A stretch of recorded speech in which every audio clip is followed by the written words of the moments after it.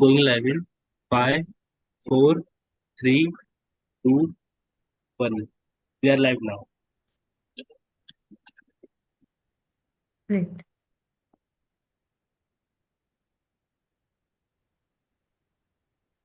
Good afternoon, everyone. Welcome to our webinar from Thesis to Spotlight, Mastering the Art of Manuscript Conversion. So today we embark on a journey to demystify the process of turning your academic thesis into a compelling manuscript, ready for the publication in academic as well as for the research spotlight. So I have agenda with me just to introduce those who have not got chance to see it. So this is the initiative of Training and Nurturing Committee of JCOT, Journal of Clinical Orthopedic and Trauma. This is initiative taken by Dr. H.S. Chavra, Editor-in-Chief. He is always behind us for guiding as a guiding source. And we have very good team, Training and Nurturing Committee. Dr. Alok Sood is chair. Unfortunately, he is not there. I am Gayatri Vishwakarma, Secretary of Training and Nurturing Committee, JCOT. We have members, Dr. Karthik Iyengar, very active member of the committee, Dr. Vijay Jain, Dr. Vineet Arora, Dr. Srinivas Kambapati, Dr. Pooja, Dr. Sandeep Kumar, Dr. Ujjwal Devnath, Dr. Rajiv Thukral, Dr. Gurinder Bedi, Dr. Vanda Phadke, and Dr. Vipul Vijay. So this is today's agenda. We are right now at the time where I am just welcoming you all and giving some introduction about the webinar.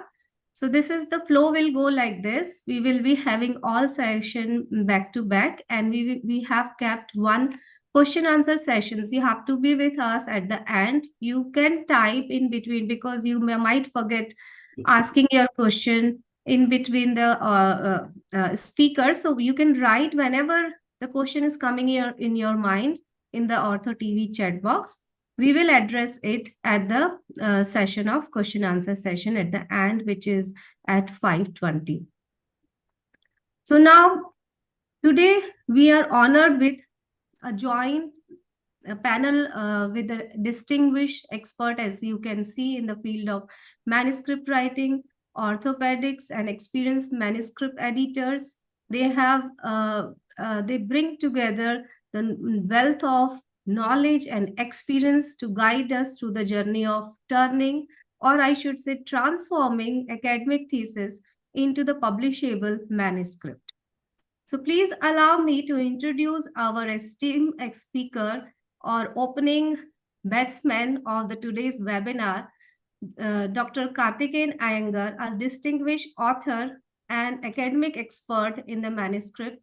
He is an orthopedic surgeon.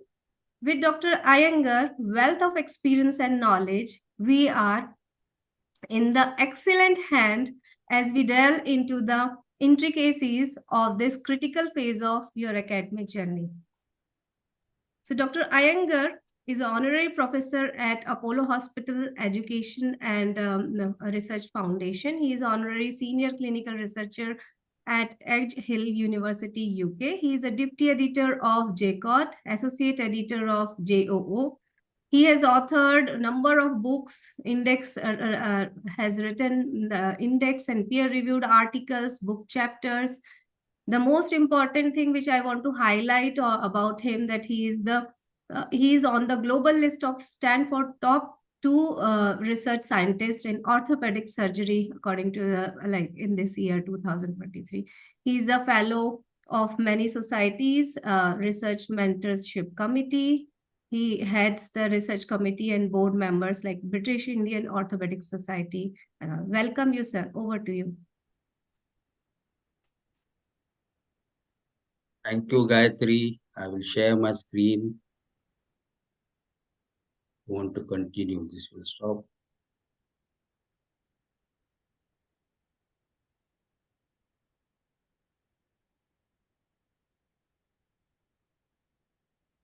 Right. First of all, good morning from England. It's about 13 degrees here. First, I need to thank Gayatri for organizing this. She has been the backbone.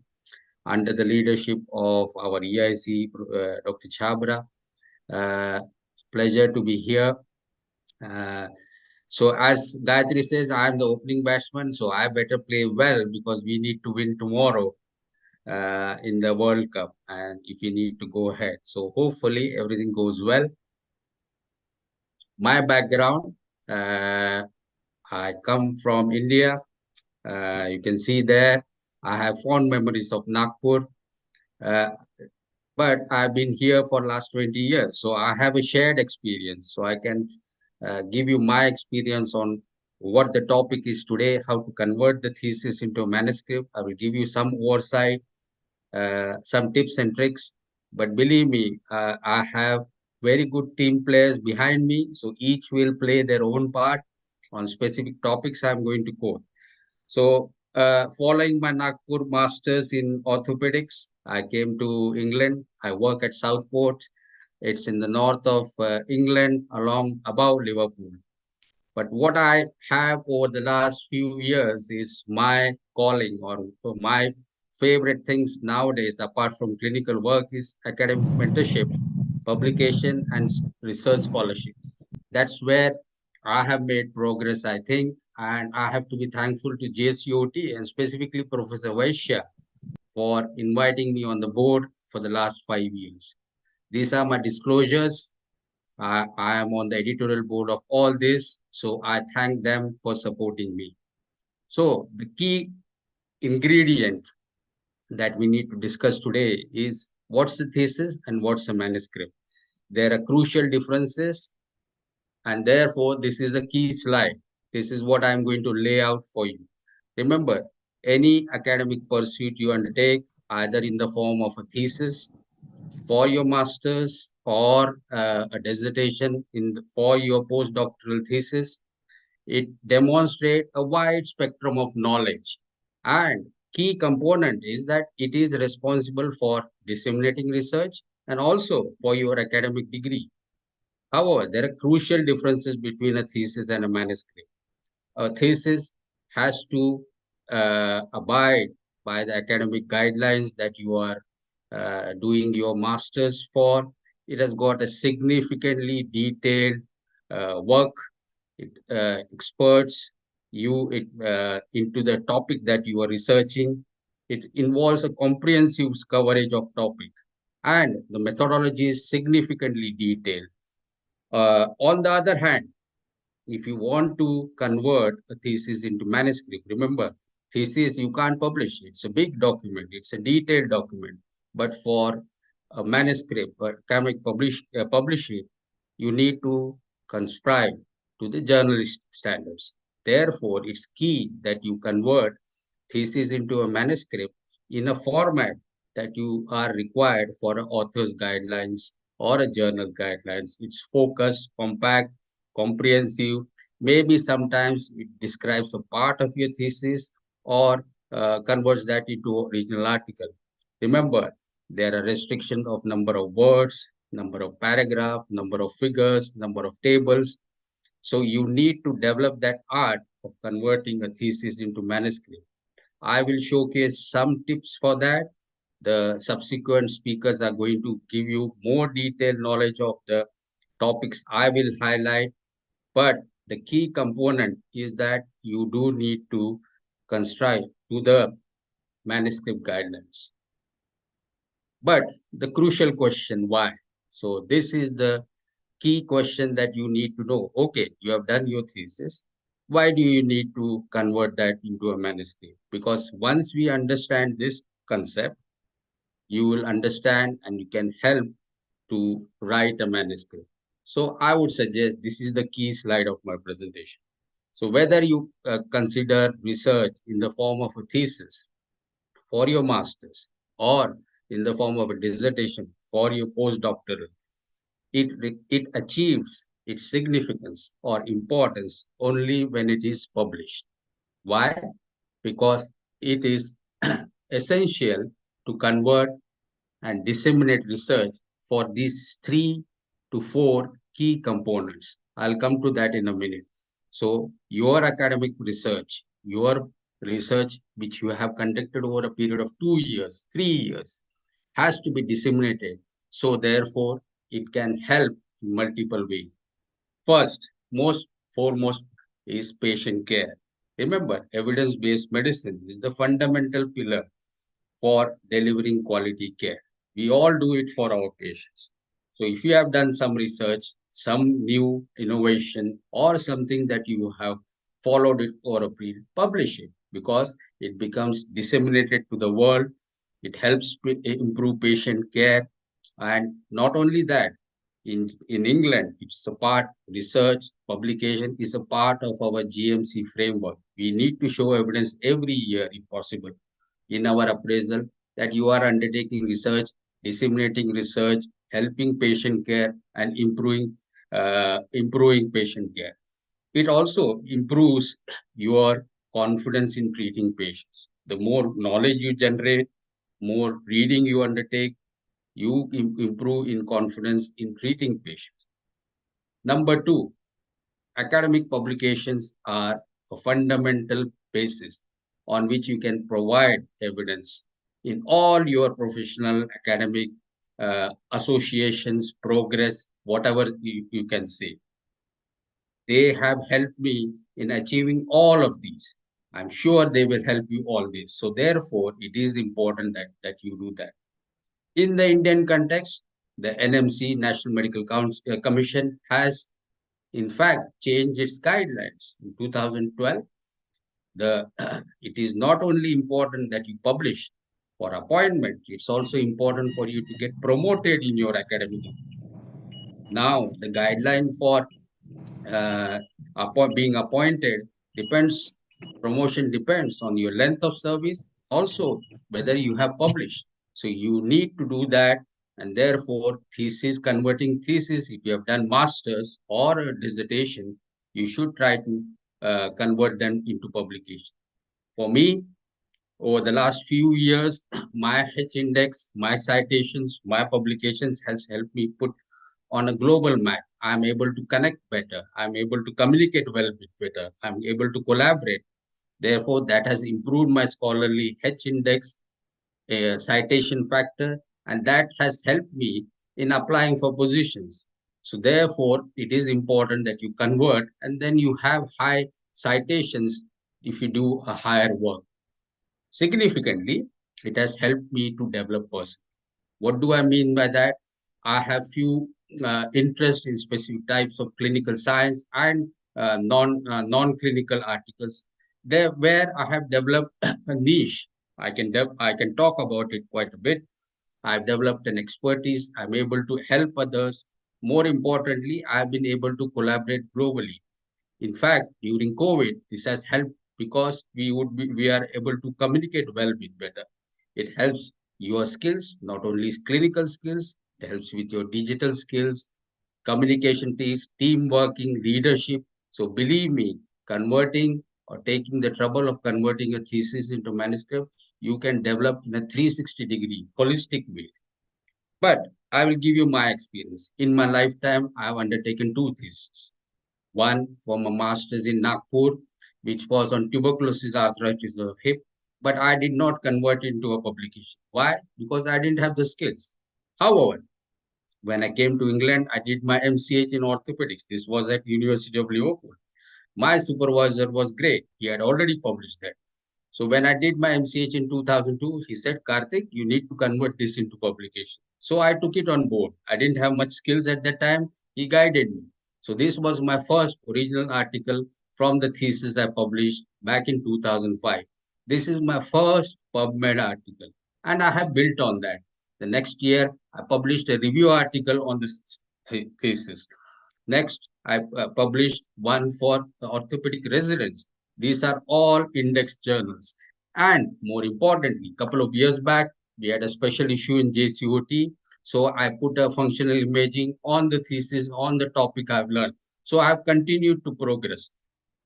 Believe me, the top one has got nearly 70 citations. So this has helped me to improve my H index, my citation index, and my scholarly impact. And I can talk, write, teach on all of these subjects. So this has been a transformation process for it. The beauty of thesis or dissertation is it's a process. You have a time of about 2 years, 3 years.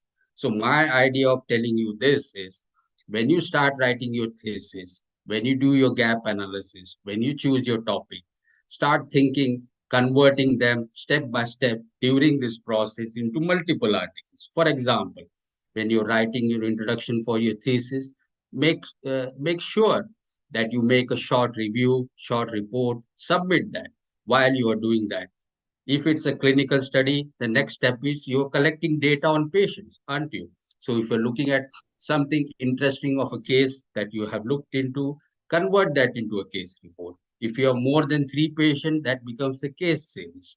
Now, nearing the end of your submission, if it's a surgical technique, innovation, some new diagnostic, convert that into another article in the form of a surgical technique or an innovation. And remember, after you submitted your thesis, you passed your MCH or MS, you can convert, as I did, into an original article. It can go into a preprint server. Obviously, you will need permission for that. So this is a key concept. I want you to start thinking that over a period of 2 years, you start thinking, making subset, you should probably take out 2 or 3 articles from your thesis. Now, after we have talked about what is the difference, why is it important, we need to say how, because this is the whole essence of today's webinar. All the speakers after me are going to talk specifically, but this is my experience. So I'm going to tell you 10 top tips. First, understand any scientific article improves the scientific knowledge of 3 basic types of article. One, which is the original article, which explores hypothesis, a question, a aim. The second, quite commonly used, is a review article. It debates existing literature. You can write a systematic review, meta-analysis, or a narrative review. The third type is interpreting literature in the form of commentary or letter to editor. Remember, all these can be PubMed cited articles. So there is no uh, lesser version of it. But if you write a systematic review, you are at a higher level. So as you develop your skills, start doing that. This is also a key slide. This is the distribution of types of articles. Remember, all these articles have different writing style, different word content. These are all given on the journal website. JCOT has it on its website. How do you write a original article? What are the word content? How many tables are available? So please look at that. Everything has its own value, own importance in the editorial process. So therefore, you should try to understand the journal manuscript guidelines first, template your articles, format that, and take it from there. Second, most important concept. I've written an article on that. Please have a look. The art of preparing manuscript is a learned art. It's a cultured art. Everybody can learn it. I learned it over a period of time. So you all can develop it. But the key components, I have an acronym for it, is K, S, C, P, and T. What does that mean? You have to have 5 components to start making a manuscript. First, K is for knowledge, generate knowledge. This is a webinar. This is where you're getting the knowledge from. We will give you knowledge. Skills, you can learn skills as you go along. Therefore, it is important that you develop digital skills, writing a article, formatting, Excel sheet, learn basic statistics. C is for commitment. Without commitment, nothing will happen. Passion. You should have a passion to start doing this. Without passion, it won't happen. Key, most important from my side, is time management. We all are busy clinicians. We need to find time. So unless you have all these 5 components, this doesn't work. I can teach you knowledge, I can give you skills, but the passion, commitment, and time has to come from you. If you get that, I completely believe that everybody can do it. So not only that, because it's a learned art, you're not born with it. But this is a mnemonic or an acronym which is commonly used. Each article starts with a good title. You can have a catchy title or an informative title. This is a good mnemonic and acronym to remember. TRIPS, very easy to. What does that mean? Topic, results, intervention, population. Use that in all of your articles. What do I mean by that? T. I wrote on an original article on COVID. That is the topic. Outcomes, that's the result. If you have a RCT, you can say, what are the results? You can have interventions. Mine was characteristics, looking at what was the outcome of population. I looked at patients of hip fractures. And my study design was this. So if you remember this mnemonic, keep trying to apply that in each of your article that you submit. This is key. Next, always understand, abstract is the main trailer of your movie. Remember, if you like a trailer, you go and see the movie. Abstract is a opening door for your article. That's the first thing a editor will read when you submit an article. A reader will read when he reads the article. First thing a peer reviewer will read. Therefore, you have to get your abstract correct. There are three types commonly used as structured. I'll show that in a minute. But the newer one is the visual one, where you supply your abstract in the form of graphical summary. Very commonly used now. Increases your visualization of your abstract. And what do I mean by structure? These are the 5 key components. Always keep this methodology with you. Always have a good background or aim, have a good methodology section. Remember, in results, if it's an original article, always use primary outcome, secondary outcome, use statistics well, have an effective conclusion. It should not be fluffy. It should be very effective, affirmative, positive, or negative. Remember to use keywords, and I'm telling you mesh keywords. What is mesh keywords? Is medical subject heading, because that helps you to search databases. Therefore, you should have it well. Anatomy. Traditionally, we are taught this is the anatomy, IMRAR concept. But I have developed my own. I've added now for all manuscript submission, you need this 5. What do I mean by that? Effective conclusion. If it's a original article, always include a limitation of study paragraph. Evidence file. You should submit all your tables, if there are many, as supplementary file. Don't forget author statements. It gets detected at the editorial desk. If you don't submit disclosures, ICGMA, statement of funding, even use of AI nowadays. The references, which Vandana is going to tell us later, should be according to the journal guidelines. So if you want to get your article looked at, these are the 10 components. Which guidelines? So you'll start scratching your head. Which guideline? Everything given online, free. You want to write a case report, use CARE checklist. If it is a QI project, use a Square. It's all given on the online. Table is a concise way of demonstrating your data. Don't duplicate it. You have to have a template.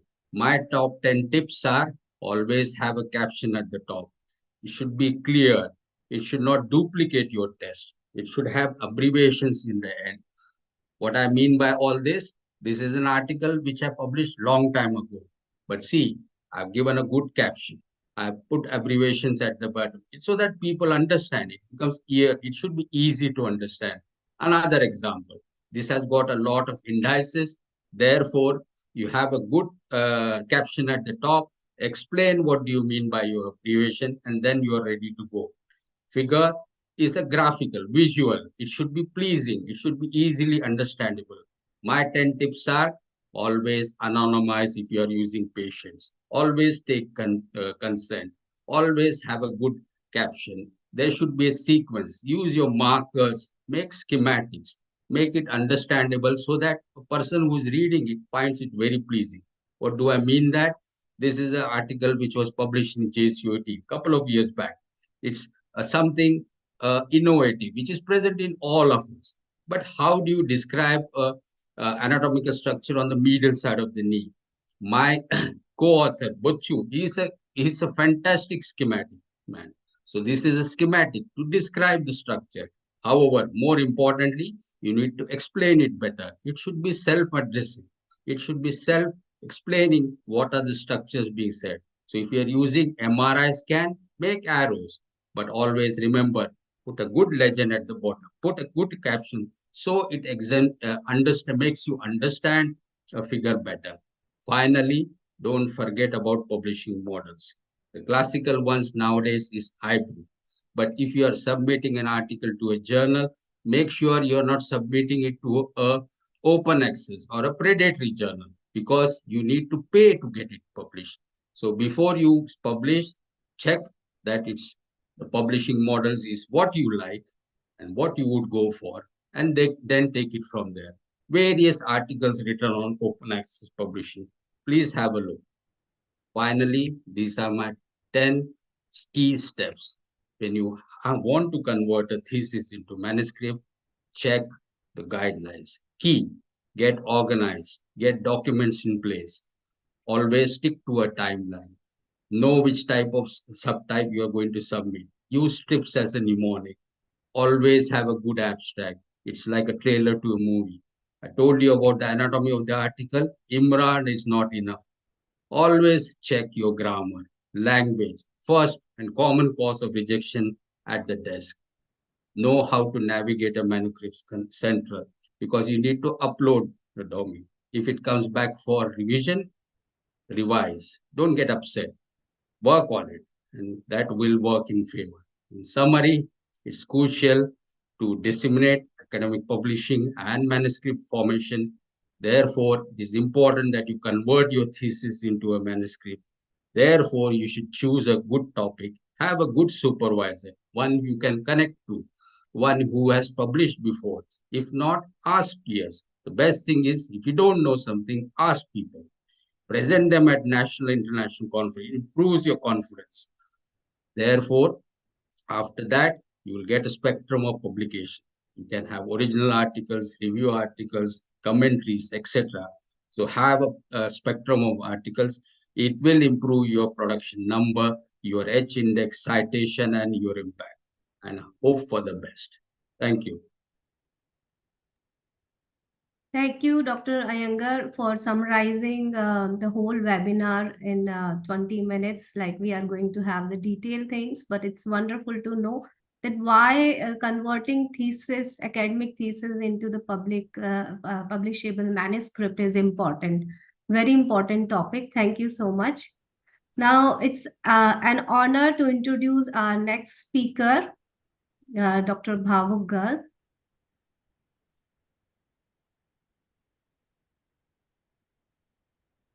So he is a renowned scholar and seasoned author with more than 312 publications, 2 books, several book chapters, and he is having 6 patents. I would love to see this.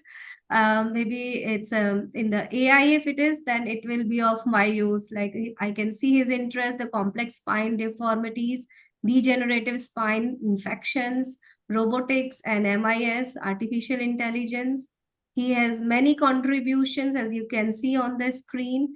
He has more than 55 academic awards throughout the years, starting from 2013 to 2000. So it's really good achievement in 10 years. He has achieved more than 55 academic awards. He is prestigious, holding prestigious positions. He is right now as a working as a professor of Department of Orthopaedics in AIIMS, New Delhi. He's a member of SRC Patient Education Committee, chair of SI Court Spine Committee, young fellow Association of Licensing Representative of American College of Surgery, Advisory Council for Orthopedic Surgery. He is a chair of ASSI COVID Task Force. He was co-chair of ASSI Research Committee. He is associate editor of many journals like IJO, JCOT, and ASSI journals. So welcome, Dr. Bhavuk. It's really important because we understood the importance of like how you have to, why you have to convert your thesis into manuscript. But before that, once you thought of converting, you should understand the requirement of journal. You have to think of like what journal you have to focus on. So welcome, Dr. Bhavuk, over to you. Thank you, Dr. Gayatri, and I also thank Dr. Karthikeyan for his wonderful presentation on the why we should convert the thesis to the manuscript. So I think as we have all evolved, I am also agree to the opinion that one should immediately convert his or her thesis to the manuscript, because that remains as a milestone and it remains as the first stepstone when you go into the path of publishing your papers in the future. So once you have decided, once you have listened to the talk of Dr. Karthikeyan and you are inspired now to publish this thing, the next question comes to our mind, where we should submit our research.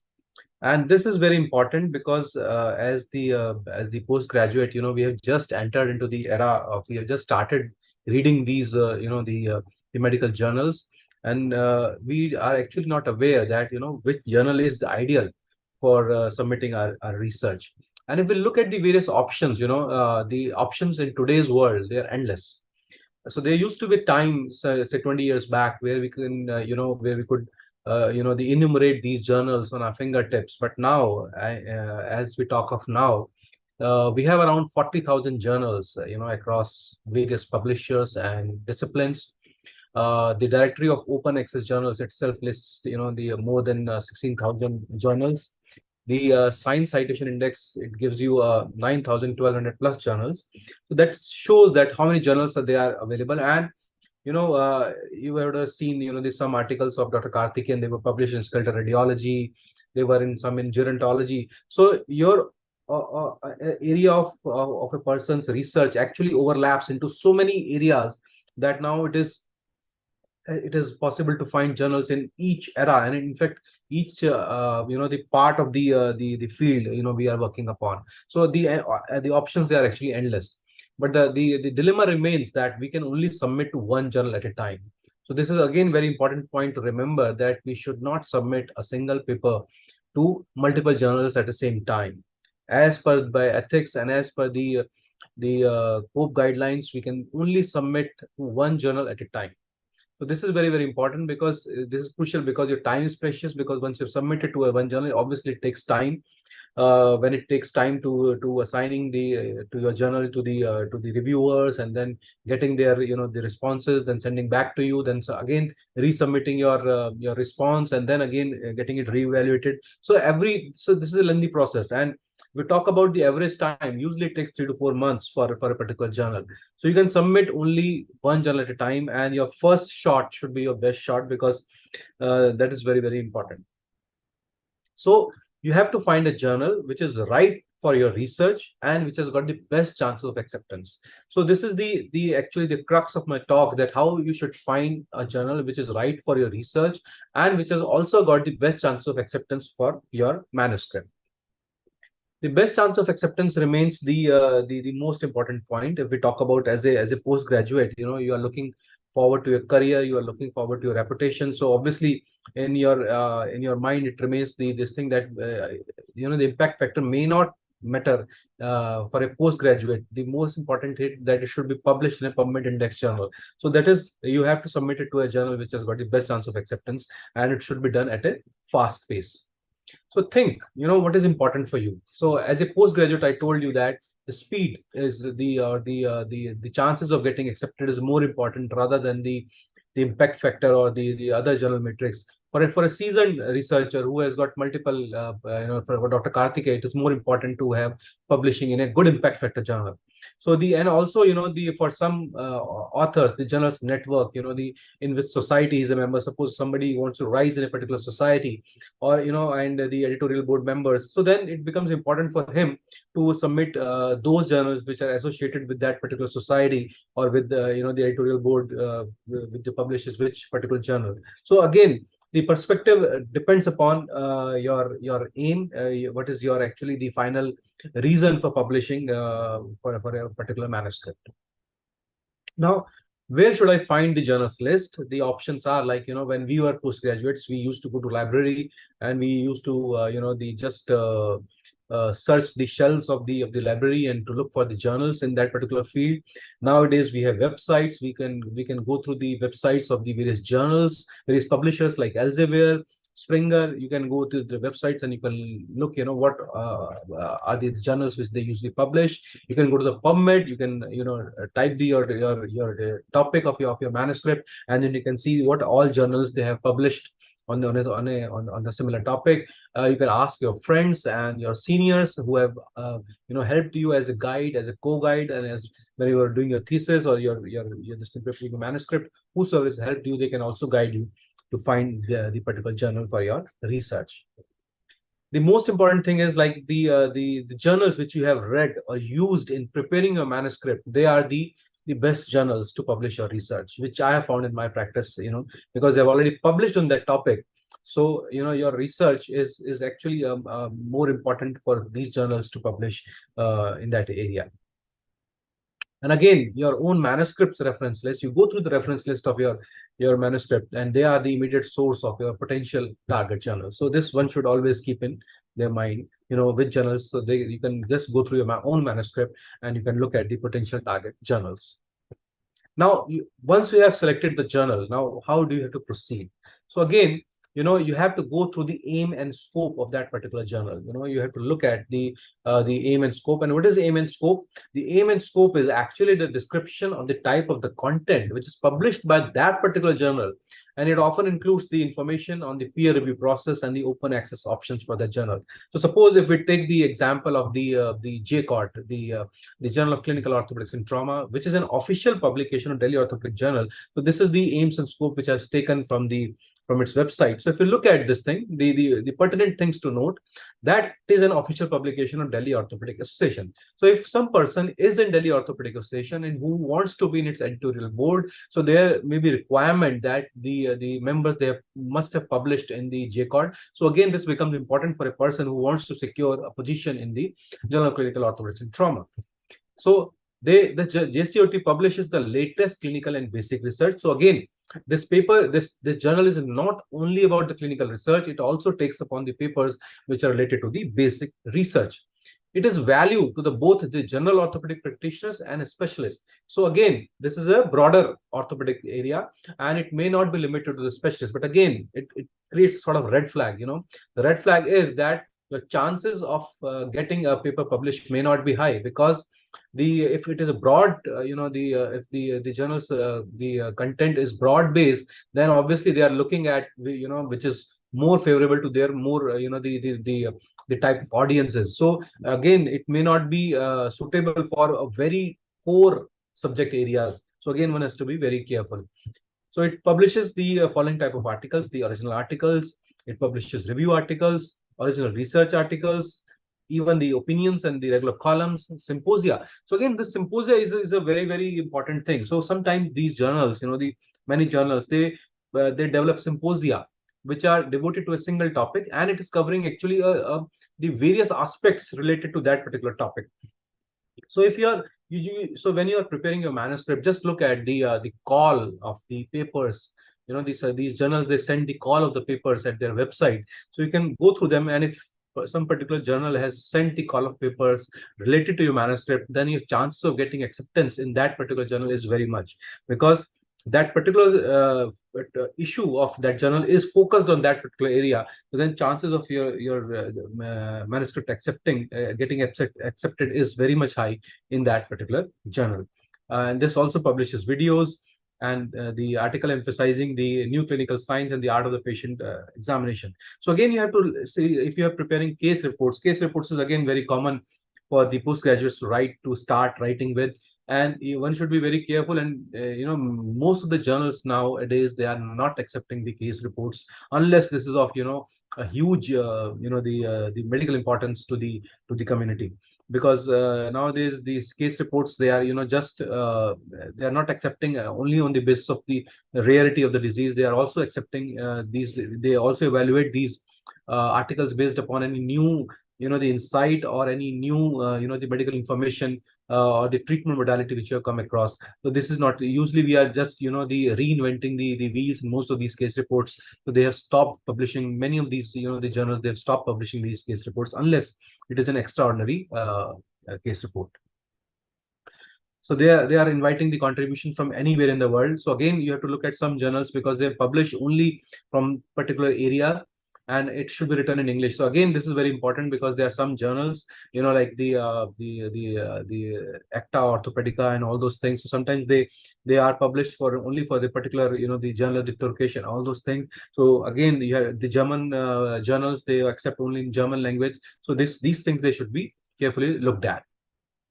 Most important thing is that your topic should be in line with the scope of the journal. So if you have any doubt, then you can go through the aims and scope of the journal again.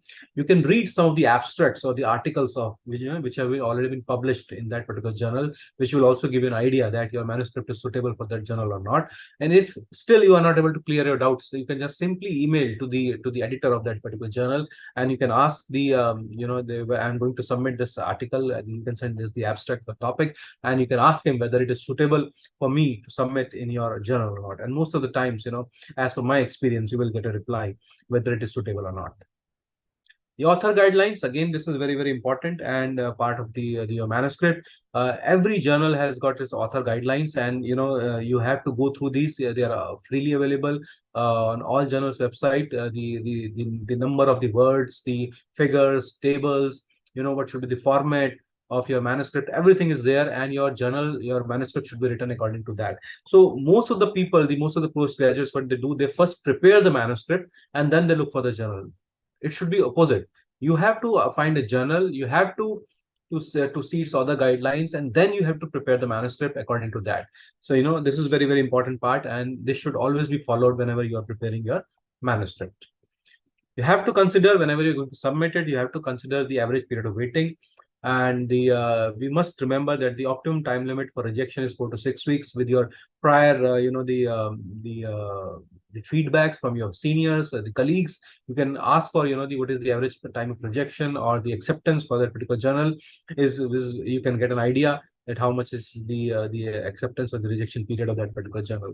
Again, another important part to look at the publication frequency. So if suppose a journal is being published every 15 days, like CORR, so then in these cases, the rejection time is very less, because they are or the acceptance rate is very high. It's very frequent because they are publishing very frequently, and that's why their turnover time is very fast. So again, getting decisions in these journals is very, very important. The other advantage of submitting to a very high quality journal is that if they review it and they submit to you, you can get a good idea about the pros and cons of your manuscript by the comments of the reviewers of that particular journal. The journal impact factor is, again, it is a default method by which we analyze the reputation of that particular journal. We may argue that this may not be the best thing to evaluate a journal's performance, but still, we have something at least, by which we can, evaluate a journal's reputation, and it is still considered in high esteem by various authors, various organizations, various institutions around the world. So indexing of journals, again, is a big topic. I'm not going to detail, but the important thing is that it should be indexed, especially on PubMed or the directory of open access journals. And it is basically, the indexing of a journal means that it is a proxy for the quality of the paper. It has gone through a rigorous review process. It publishes the publications regularly, and it also shows the journal's reputation. So again, I will suggest that if you are publishing your first paper, and it should be ideally PubMed indexed, because this will add to your reputation and as well as to your credibility of your credentials. Peer-reviewed journals, again, they enjoy a great respect among the academic and the scientific fraternity, and it also ensures that there is a stringent publishing process within the journal.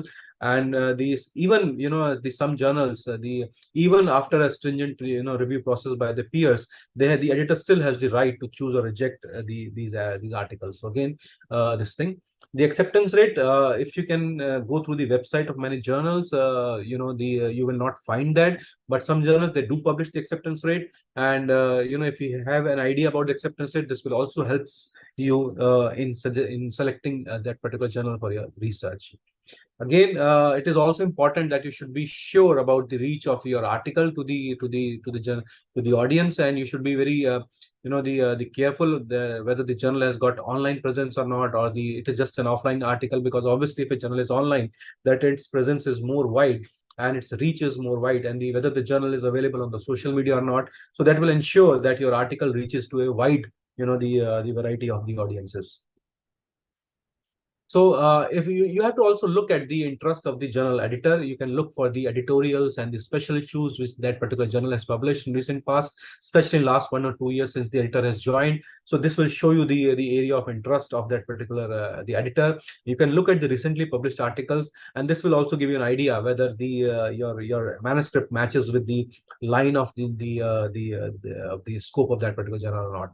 You can also look at the interest of the readers, because the many journals, they also prefer that your manuscript, whether if it suits with the interest of your readers, there are high chances of acceptance. So you can look at the most downloadable or the most cited papers of that particular journal, and this will also help you in selecting that particular journal for your manuscript. Again, you have to be aware of the predatory journals, because nowadays this has become a big concern, and there are certain criteria like BL's criteria. You can find it on the Google, and you can look at the predatory journals because they take money for publishing, and they will just email you. I think all of us, we get emails from these predatory journals to submit papers, and then when you are going to submit ready, then they ask money. And sometimes if you publish in these predatory journals even without money, then again it brings it creates a doubt about your credibility and about your credentials. So there are most of the journals, they have now these their tool called the journal finder, like the JCOT, the Elsevier. They have this tool. You can just go to the website, you can just put your abstracts, keywords, aims and scope and all those things, and this will suggest you that which journal is best for your manuscript. So this is again becoming much more easier now with the current practice. So again, I will reiterate that it is always better to choose your journal before you start writing. And once you have decided that particular journal, then read its aims and scope and read its author guidelines, and then prepare a manuscript. Thank you.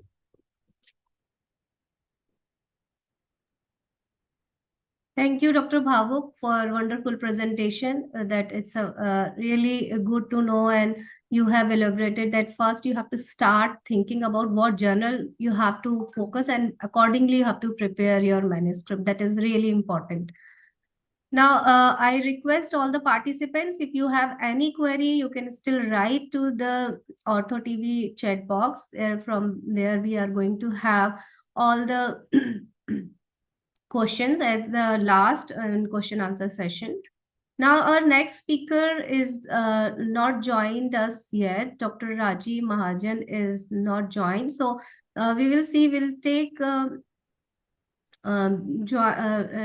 his session when he joins, maybe at the end, on structuring the manuscript. But we have our next speaker. We are moving to the next speaker, Dr. Karthik Vishwanathan. So we are delighted to introduce our next speaker, Dr.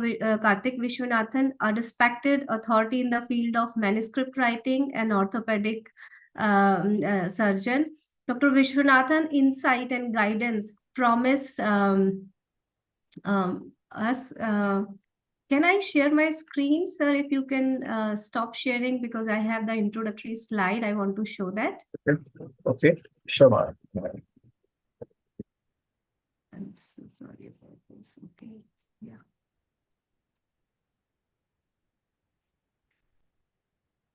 So Dr. Vishwanathan insights and guidance promise to provide a well-rounded perspective on the turning thesis into the manuscript ready for the use to the world to see. He is going to talk on how to reformat and adapt the content from thesis to fit the manuscript requirements. Dr. Karthik Vishwanathan is a professor at Parul Institute of Medical Sciences and Research Institute, Parul University, Vadodara. And he is honorary senior lecturer at Edge Hill University, UK. He's a tutor of Edinburgh Surgical Science Qualification University of Edinburgh, UK. He is assistant editor in JCOT. He is associate editor at JOO, assistant editor in IJO, and associate editor at JAJS. He has completed several projects with ICMR as a principal investigator. He has numerous publication in PubMed Index Journal, as Dr. Bhavuk has already told that if you are publishing, you have to publish in Index Journal journals, and he has numerous presentation at international national scientific committees. Welcome, Dr. Karthik. Over to you.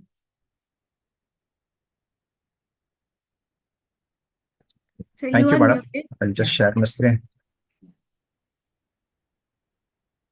Oops. You have to share.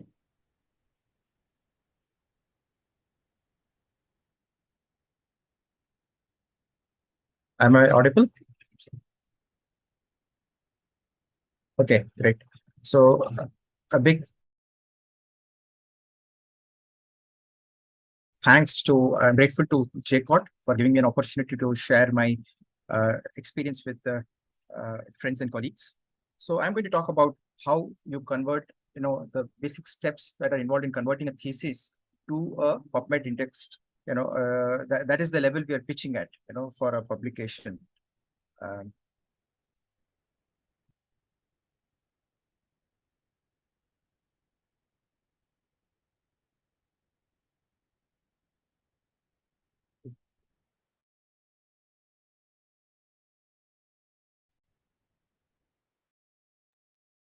Dr. Karthik, you are muted. Please unmute yourself. Yeah. Yeah.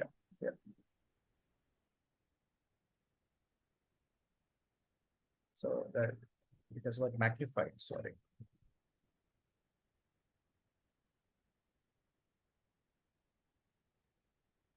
Yes, we can see your screen now.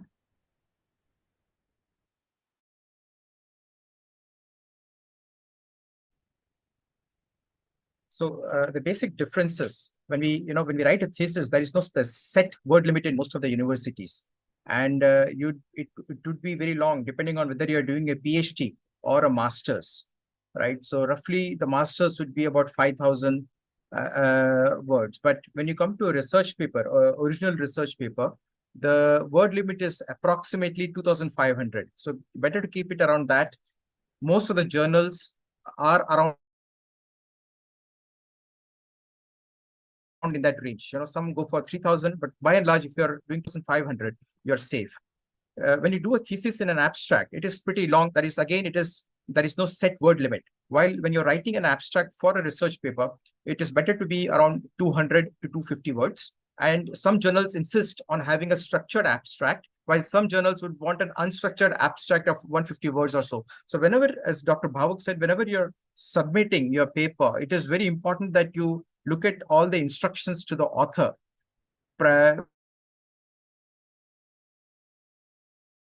before you submit.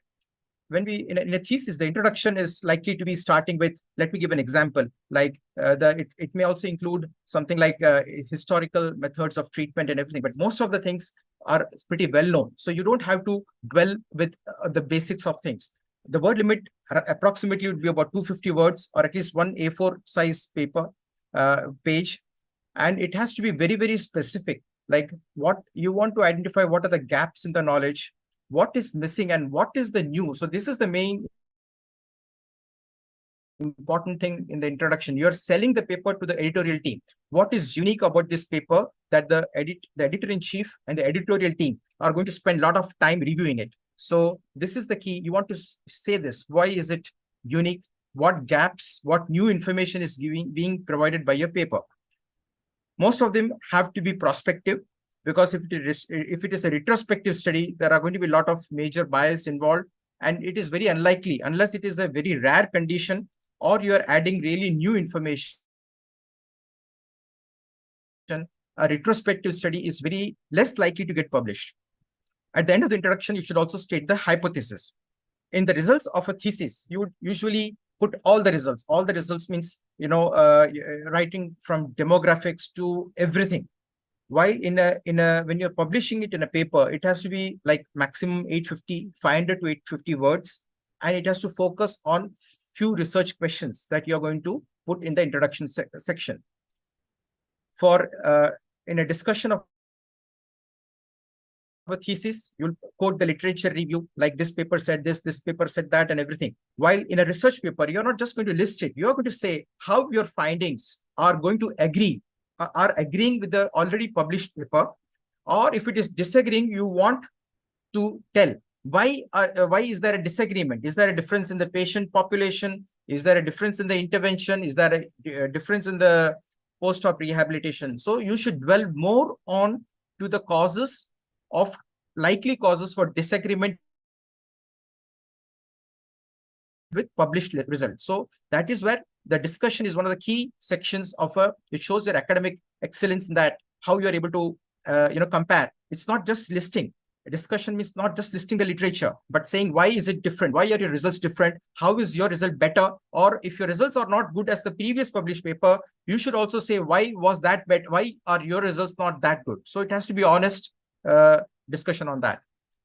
References, no limit in a thesis, while in most of the good research, most of the journals, they will have 30 to 35 as a maximum number of references. Tables, again, in a thesis, there are no limits. There are a lot of tables in a thesis, while in a research paper, maximum 3 to 4 is a safe limit. Figures, again, there is no limit in a thesis, while in a research paper, it has to be about 3 to 4. So it's like this. So a thesis is like a sugar cane, and you have to extract the juice out of this. So this is like a thesis, and you have to extract the juice out of this thesis so that it is tasty and it gets published. So there are two scenarios which usually happen when you're about to, when you come to the stage of that, okay, you want to publish. One is about a thesis which is already done. And you want to publish it for your promotion or for your fellowship or whatever. But then here you have to understand that there are very limited options that you can do about, because if there are already about 100, 1,000 papers on a hip arthroplasty, unless your paper is going to give some new information, 1,001 new information, it is not going to get published. So you have to be very careful. So best is, as they say, prevention is better than cure. So the best way is to start when the thesis is being started. Do the literature survey, search it on PubMed, find out what is not yet done, and then you have umpteen options of how you can publish it. So Dr. Bahuk has already enumerated, so I will not again go in detail. Look at the instructions to the authors and format your thesis based on the word limits, number of tables, references. You have to do that. Again, this has been told umpteen number of times. So it again shows that you can't, do multiple submissions at the same time. If you, because your promotion is coming 6 months down the line, and you submit it to an article, you submit your article to a journal, you don't hear from them. So you trying to panic and send you send it to multiple journals. That is get retracted. A letter may also come to you or to the head of the institute, right? So if you are choosing a topic, search on PubMed extensively. PubMed is sort of a gold standard one. PubMed and Scopus. Try to think this so-and-so thing information is already known. What new work is going to be done? And is it unique? Is it going to change clinical practice? Is it going to influence the way people are going to treat certain conditions? Or are you developing a new score? Are people likely, your own peers, your own colleagues, are they likely to use it or not? If the answer is yes, then it is worth undertaking a good work. Because remember, thesis is like you have spent about 3 years. It's not just only to pass your degree, to pass your MS, but also important that it doesn't just lie in the library. It gets published in a good journal so that it helps you in your fellowship. Whatever job you want, you get it, right? So title, no abbreviations. It has to be very influential in the sense it should immediately catch your attention. Better to study. Also mention the type of study, whether it is a narrative review, a retrospective case series, or a prospective case series, or whatever. Don't use the abbreviations. If it is a RCT, a randomized control trial, make sure it is highlighted in the text, because that is going to be immediately catching the attention. Again, when you're writing, don't focus on 4 to 5 research questions. Just have one, because a thesis is likely to be a very generalized one, broad one. It may focus on radiological aspects as well as functional outcome measures, clinical measures, complications. But if you're focusing on only one thing, then just put that as the primary question. And avoid this thing of salami slicing, where if you have looked at 30 patients, you break them into 3 different groups and try to present 3 different papers out of a single paper of 30. So if you have used intervention A for 10 patients, intervention B for 10 patients, and intervention C. So 3 different papers out of this. It should all be as one. If you have compared it, then maybe a prospective or a retrospective cohort study. If it is randomized, it is going to be a RCT trial. So I've already repeated, you should have a hypothesis at the end of the introduction section, 1 or 2 maximum. And your entire answer, the results should focus on answering that question. You may either have a null hypothesis, or better, null hypothesis is very simple, no difference. But instead of that, if you strongly feel, you quote scientific, you give scientific justification of why you feel so. And that really stands apart. Okay. It may be disproved that is different, but at least have that. For methods, when we write a thesis, you're trying to give in a lot of detail about preoperative assessment, operative steps, and rehabilitation, investigations and everything. You don't need to focus that in an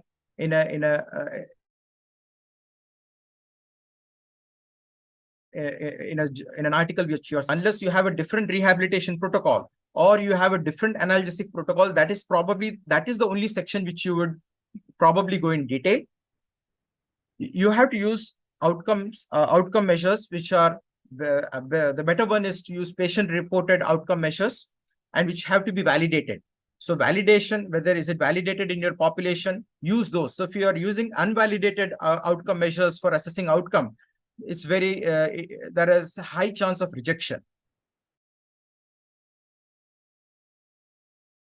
Also, very clearly mention the type of study, right? Is it prospective? It is retrospective? Is it cross-sectional study? What? Again, mention it at the starting. If you have got ethical committee, most of the theses would have had ethical committee approval. It is important to mention that at the starting of the method section as well. Results you have to focus only on relevant results, which means whatever is your hypothesis or your study objective, primary question, you have to focus only on one aspect. Don't focus on 5 to 6 different aspects, because then it is very, very confusing, right? What is the primary outcome? What is your sample size, right? So coming in the method section, again, it is important that if it is a prospective study, you have to have justification for the sample size. And that really adds to the robustness of the planning of the study. In discussion, again, avoid repeating the entire result section. The primary hypothesis question is short, what should be answered in the discussion first, and 1 or 2 sentences, right? And avoid, if you are looked at only intervention A, right? And the entire result is about intervention A, right? For example, ACL reconstruction in elderly patients. Then you cannot go on saying that in ACL reconstruction in young patients, this is preferred. If you have looked at elderly patients, then you have to focus only on that population. Don't avoid extrapolation, which means avoid overinterpretation of results saying this may work in young people, may not work in young people, blah, blah, blah, right? Again, explore in how the sources of, disagreement with previously published literature. Why does it disagree? Is it the different population, different type of intervention, different type of implant, different prosthesis? You have to explore that. When you are writing discussion, you have to write about the strengths, and avoid, showing off that, okay, this is, unless it is the first study in that subject, because believe me, in good journals, the reviewers will easily find out whether your study is unique or not. If it is not the first study, and you write that this is the first study, the reviewer will come back and say there are already 5 different studies on this. What is so unique about this? So this is likely to get rejected. So what are the true strengths? If it is first on any topic, right? This is the first one. Again, be honest in acknowledging what are the shortcomings of the study. Like this was a retrospective study, because this condition as such is very uncommon, and hence this is prone to various biases like selection bias, outcome assessment bias, or observer bias, etc. Right? Sample size justification is important. If you have got a very small sample for any reason, you have to find out other studies where where they have used similar methodology and had similar, and it was published in PubMed to really justify. The other point, because we are focusing only on thesis, most of the theses are going to be a prospective case series, or at the most a prospective cohort study. If you do an RCT, it's well and good, but we'll focus on a prospective case series. By the time you get an ethical committee, when you join the residency, by the time you get approval for ethics committee, you do your basic research course as mandated by the National Medical Council, time has already slightly passed. Before the 6 months of your exam, you have to already submit the thesis. So practically, you're going to have only 1 year of effective data collection, which means probably 6 months maximum duration of follow-up. So you need to find out, if you're writing about a particular intervention, other studies where they have used similar sort of a follow-up. 6 months, is it enough? 6 months probably might be enough for a clavicle fracture, but may not be enough for an open grade 3 fracture, 3B fracture of a tibia and fibula. So again, you have to look for an adequate justification of sample size. In discussion also, you can mention what future studies can do. So conclusion, the most important thing is it has to mirror what is already the primary research question, what is the result and what it is. That is what you have to say. Don't avoid extrapolation. Again, mention how is it likely to impact your clinical practice? Is it likely to influence the national policy on treatment of venous thromboembolism, whatever. So you have to see what is the implication of clinical practice for it. References, again, maximum 25 to 30. Okay, and those are likely, they have to be relevant. And most of the editors and reviewers will also go through the references. Is it as per the particular format of the journal? You have to, again, either you can use a reference manager or something to which can tailor make it based on your the journal that you plan to submit. You have to submit those at, you have to, in the references, you have to cite those ones which are recent in the last 5 years. Ratio, but that is supposed to be a classic one, like Justin-Anderson classification.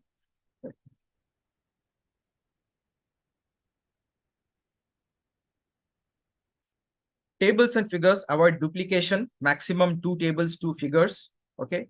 Looking at few examples of our publication. Again, this were from Thesis, right? So looking at, we had a modified Harris-Hipp score. So this is the first table about demographics. Everything about demographics, this in a thesis would be in multiple, about 7, 8 tables. All of them can be made into one single table and presented like this. So for demographics, only one table. Then a good picture, a figure which shows everything about the paper. So if you look at one paper, so this is a bar diagram, I mean, a bar with an error plot. So this shows about what is the Harris-Hipp score at what months. So even without legends, it should be very, very clear of what it means. Okay.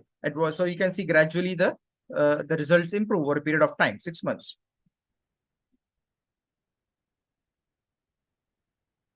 Table showing us what, instead of writing it in text, you can save it by intelligently making it into a table form. What was the score at various different formats? And then you have to put legends along with footnotes as to what each one means, so that it is easy for the readers to understand. Another paper which was published in JCOT, okay, about validation of a Nottingham clavicle score. Again, 7, 8 tables into one single table. Main emphasis on the results of what we assessed at various times. Okay, 6 months is sufficient for a clavicle fracture. We had formulated 2 hypotheses before the start of the study, and based on that, we had this is a figure saying that there is no difference between these two. Whether you close reduction or open reduction, there is no difference. So we had given a hypothesis of along with reference as to why we thought this will come out, a priori. So this is important. This is about another paper which we published in for femoral neck fracture in Indian Journal of Orthopaedics. Again, this is a graphic abstract. Mr. Karthikeyan, Prof. Karthikeyan already mentioned about this, about and you put about what single picture will tell you about what the entire thing is about. We evaluated construct validity, test retest reliability, floor and ceiling effect, and interpretability. So green one stands for good and red one stands for not acceptable property. So here we can see in this paper that the modified Harris score scores green on all of them, while in 2, the forgotten joint score, or the FJS 12, scores unsatisfactory properties in the Indian population. So this was a key one. So one picture tells about the entire paper. Right. So this was the modification that we did for the Indian population in the rural setting. Okay, the entire outcomes of what we looked at. The sample size again is very important. So how we calculated, using what software, what is the prevalence of operating of bipolar cases in our institute at that time, and what is the power of the study. So it's important to justify all of these. In results, it's very important also to mention about loss to follow, because no study will have 100% approach. How many did agree to take participate in the study initially? How many were lost to follow? It is very important to clearly mention how many were collected prospectively, how many were collected retrospectively. The more clear you are, it leaves very little for imagination. It's likely to get, not many, likely to be accepted with probably minor revisions. Again, instead of putting that in a text, put it in a table, very easy to understand. Key pictures to find correlation between 2 outcome scores. Some good pictures, and that will itself tell a lot of things about this. And then table to mention about various values of correlation coefficients. This is expected. As pain improves, the score improves.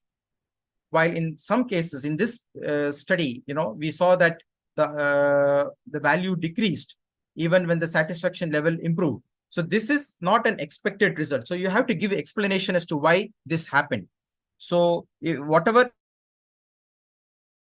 is not the norm, or whatever is not as per expectation, you have to give explanation in your discussion section as to why you think this happened. Okay, this is as per expectation. This is also as per expectation. Okay, and limitations of study. Be honest and saying that this is what it is, and this is likely to be leading to bias, but we tackled it by doing so and so. The more honest you are, the reviewers and the editorial team will appreciate it. Okay, so what are the possible publications which can come from your thesis? It is not salami slicing, it's different. You do an extensive narrative review. Okay, that can be one of the latest review on that subject. You can also look at bibliometric study, like for example, ACL reconstruction in elderly patients. How many publications are there? Which is the most cited publication? Which institute is the most productive institute? Which is the most cited publication? Is it a narrative review? Is it an original article? Is it an RCT? So that could be a bibliometric study.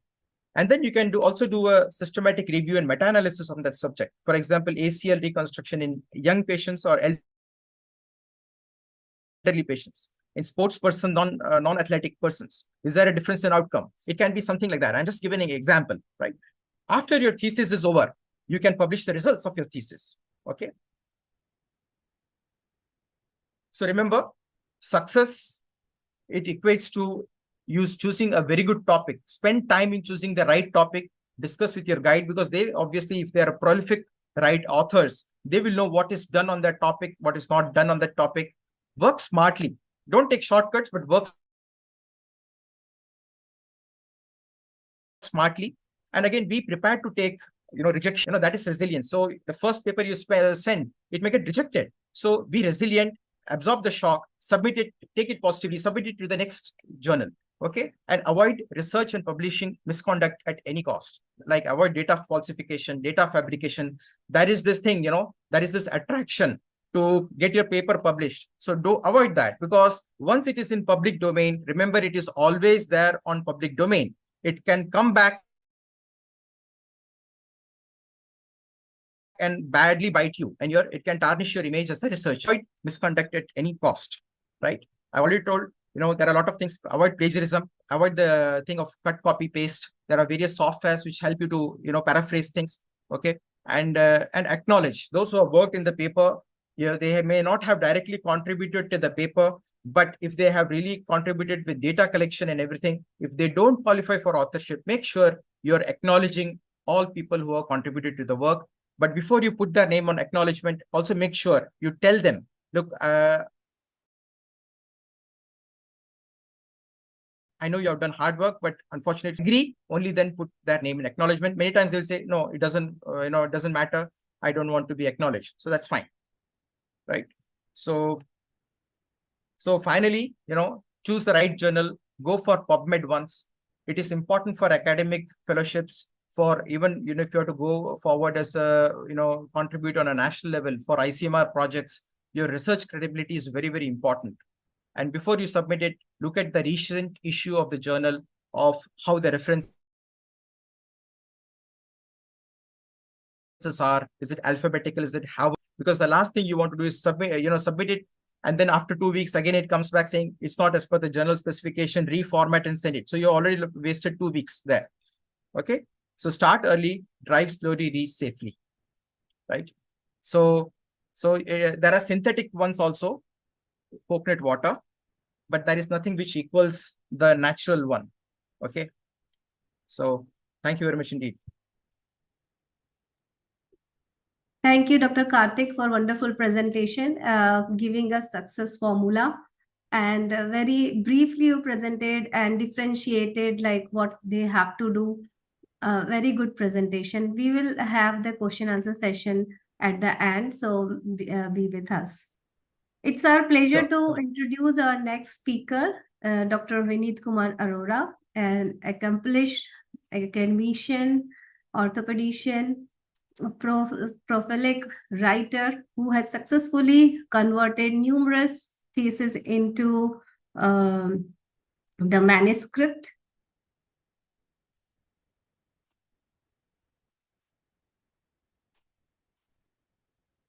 I'm just sharing his bio sketch. Yeah. So Dr. Arora expertise will contribute significantly to our exploration of this essential process of converting thesis into the manuscript. Dr. Vineet Kumar Arora is a senior specialist orthopedician at DDU Hospital, New Delhi. He is a joint secretary of DOA. He is a fellowship of arthroscopy and arthroplasty from SNE. I cannot pronounce this, the Institute Pune. I'm so sorry about this pronunciation. He is observership for the shoulder surgery. He has got observership for with Professor Sefik Pirani on Paniseti method of CT-EV management. He is having more than 20 presentations in national and international conferences, 3 original research article in Journal of International Report, and he is assistant editor at JACOT, reviewer at IJO, and orthopedic examiner in NBE. So I welcome Dr. Arora. He's going to talk on role of title and abstract, as Dr. Karthikeyan has already explained that how important title and abstract is so that people can read your full manuscript. Over to you, Dr. Arora. Thank you, Gayatri. Thanks a lot for the kind introduction. Can you see my screen? Just let me, if I'm able to. Yes, it's visible. Okay, now let me. Okay, let me put up. Okay, first of all, I would like to thank to the JCOT, especially Dr. Chabra and Gayatri, who is the backbone of this nurturing committee as well, and giving us this opportunity to present our talk on this topic. And I think this is something very important. I would like to tell something about myself. Like I did my master's as well as the graduation, rather my full medical education from the Rajasthan University. And though we had got very prolific professors there as well, who used to be at the national helm of in their era, but I found later on we are working with the senior persons. Like I have Dr. Simon Project in Liverpool, and then I work with Professor uh, Suleiman in Delhi Hospital. And fortunately, I had opportunity to meet with Dr. Bijlani from UBC Vancouver. So, but I found since the DNB started, many institutions in Delhi and the whole of the area, which are not having their teaching faculty as a part of the institution. If we are talking about medical colleges, all the PG students have this opportunity. They are guided by their seniors, their faculties, and they are too good in that. But fortunately or unfortunately, I must say that those students who are not able to gain that kind of guidance from not working at such a institute are being deprived of this fact, being deprived of this opportunity. And so that is why the purpose of the nursing committee, leadership of Dr. Chha, he started this kind of webinar, and so that they should get some insight that how to convert their thesis to spotlight thesis into manuscript. And in this scenario, I have seen my previous speakers, they were good. Like, I think, Dr. K, I think, he has almost summarized everything. Bhavuk Garg and Dr. Krishnathan, he has also mentioned deeply about their topics, how to go about it. And I'm sure these youngsters will be gaining a lot from their talk. But I would like to keep my talk slightly simple, because we're here to choose the most important thing. Writing and manuscript is how to choose the title and how to do an abstract.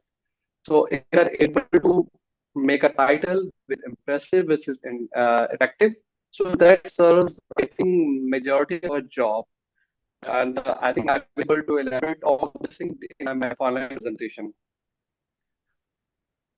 Yeah. If I need to introduce that, what is the importance of a strong title and abstract?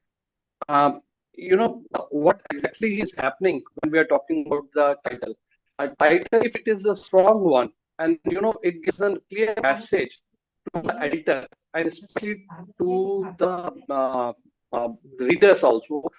This title has to be, this manuscript has to be studied. When we talk about titles which are available, at the first impression itself, they are looking a little bored and all that, and we try to avoid them. But so that is where the first impression matters.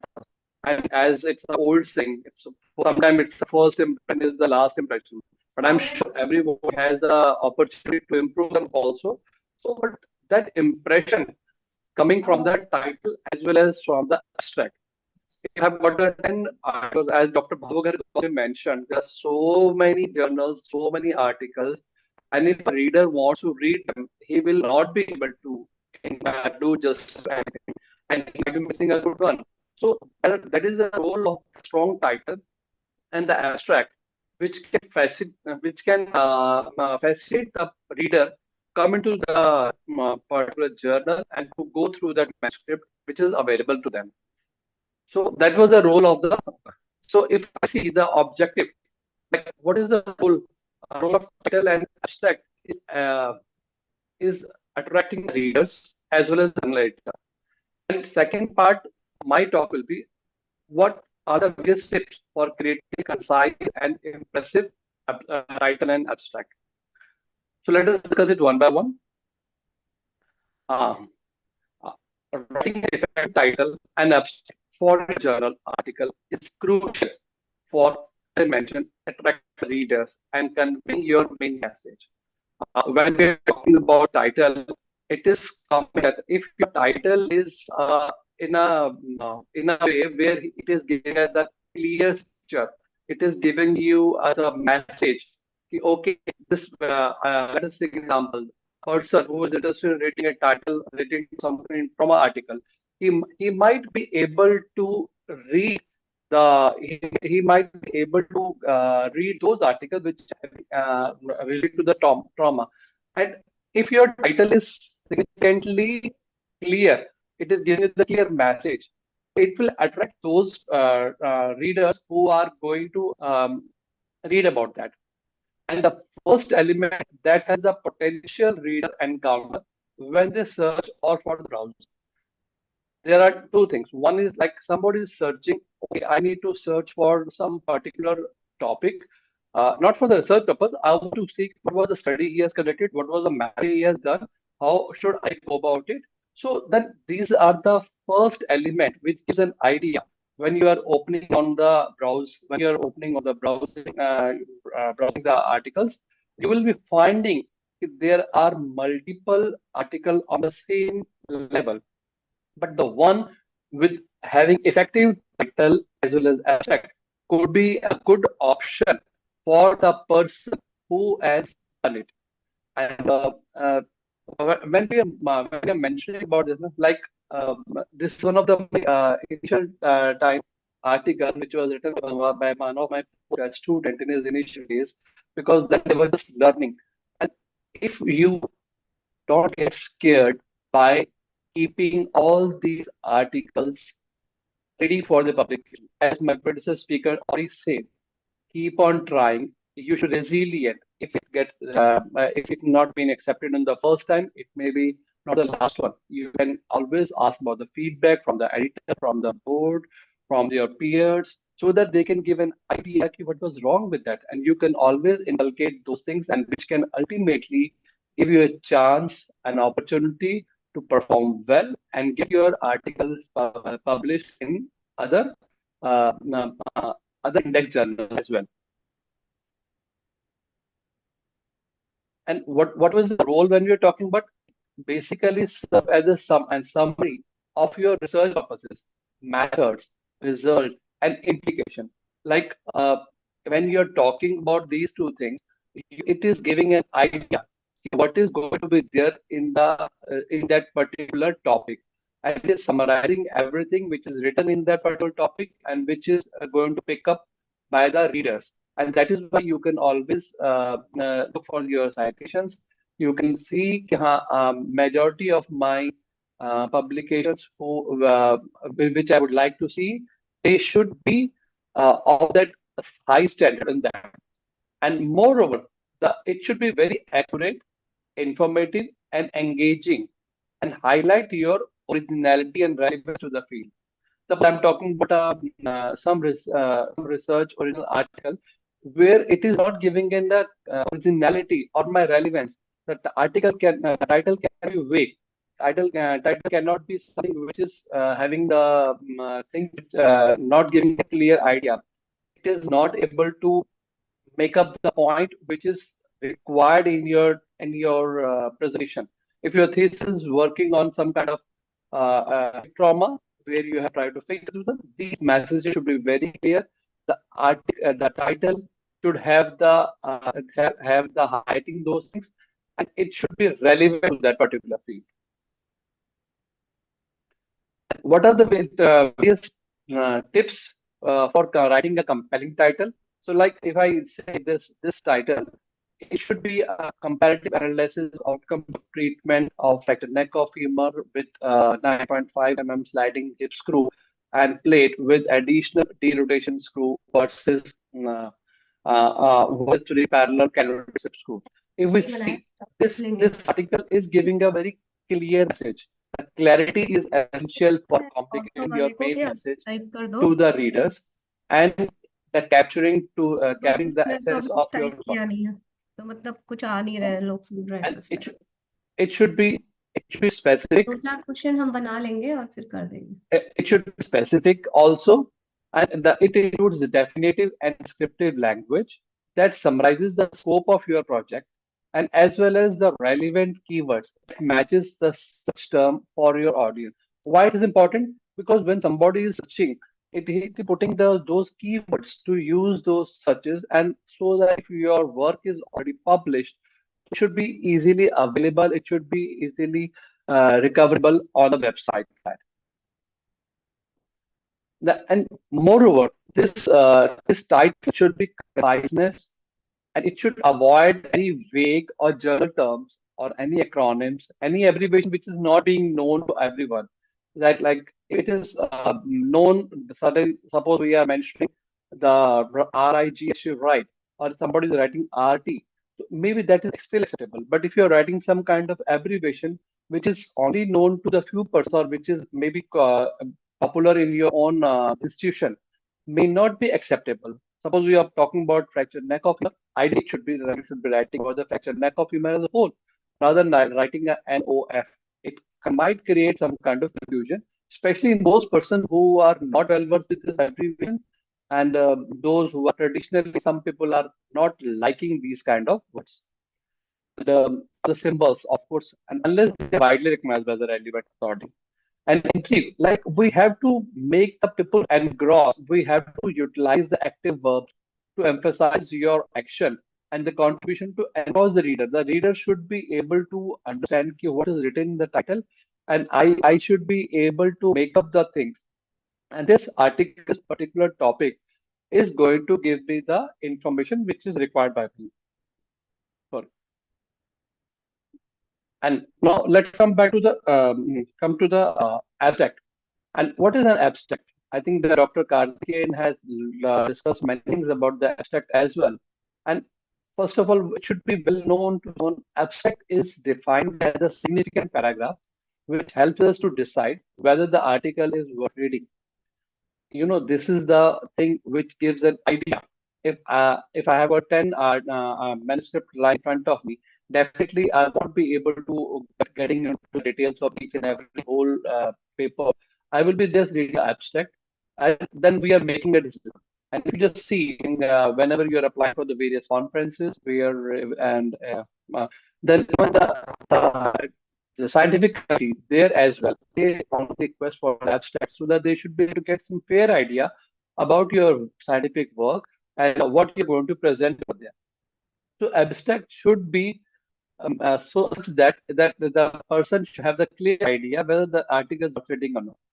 Basically, it is a miniature. You can just see it is giving all the information in specific information in a concise manner. Like secondly, it is a decision maker, not only for the editorial board, for the readers as well.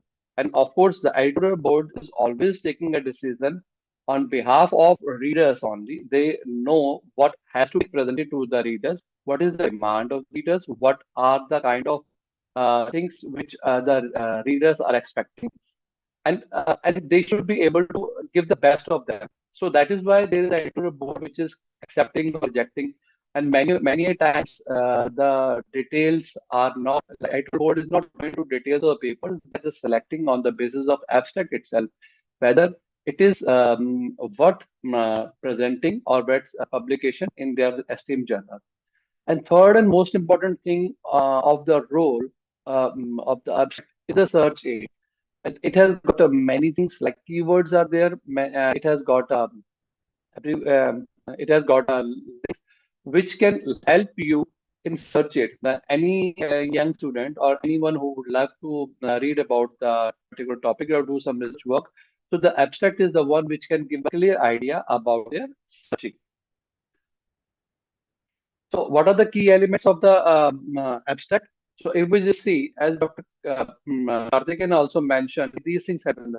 The purpose and the objective of the abstract, purpose, objective, or the aims, what you can, it should be very clearly mentioning about what was the role, why you want to conduct this scientific search, and if your search has been conducted, whether you are able to clearly mention about your role, about your about your aims in that objective part. Second comes the material method. Here, if you can just see here, material method part. The material, you should be having very clear idea about the type of study, the study population, study population and study duration, study periods. These things are very important in the materials, and then a brief introduction, brief method or brief if it's a surgical procedure you have conducted, if it is so then you have to give a brief method, okay, what you are going to do that in that search. if you are able to mention that method, how you are going to conduct your study, that should be briefly mentioned in the in this part of the abstract. Third is the result. So if we mention about the result need not contain all the what do you call graphs or tables and everything, but result needs to mention about your information which you have gained from those graphs, the information which was significant for the piece, for the median, more. These things are the things which are supposed to mention in the form of the result. If these things are mentioned, then only the person can make an idea whether this study, the scientific study which has been conducted, was properly placed or not. In conclusion, we should be able to mention about the what kind of study in brief under what kind, like medium long term study, or what was the information we have gathered and what was our result. It may not be always positive, it may not be always negative. It can be you can always mention my result was same as the previous studies. You should, as previous Dr. Karthik also has said, you should be true to the reader as well as to the board.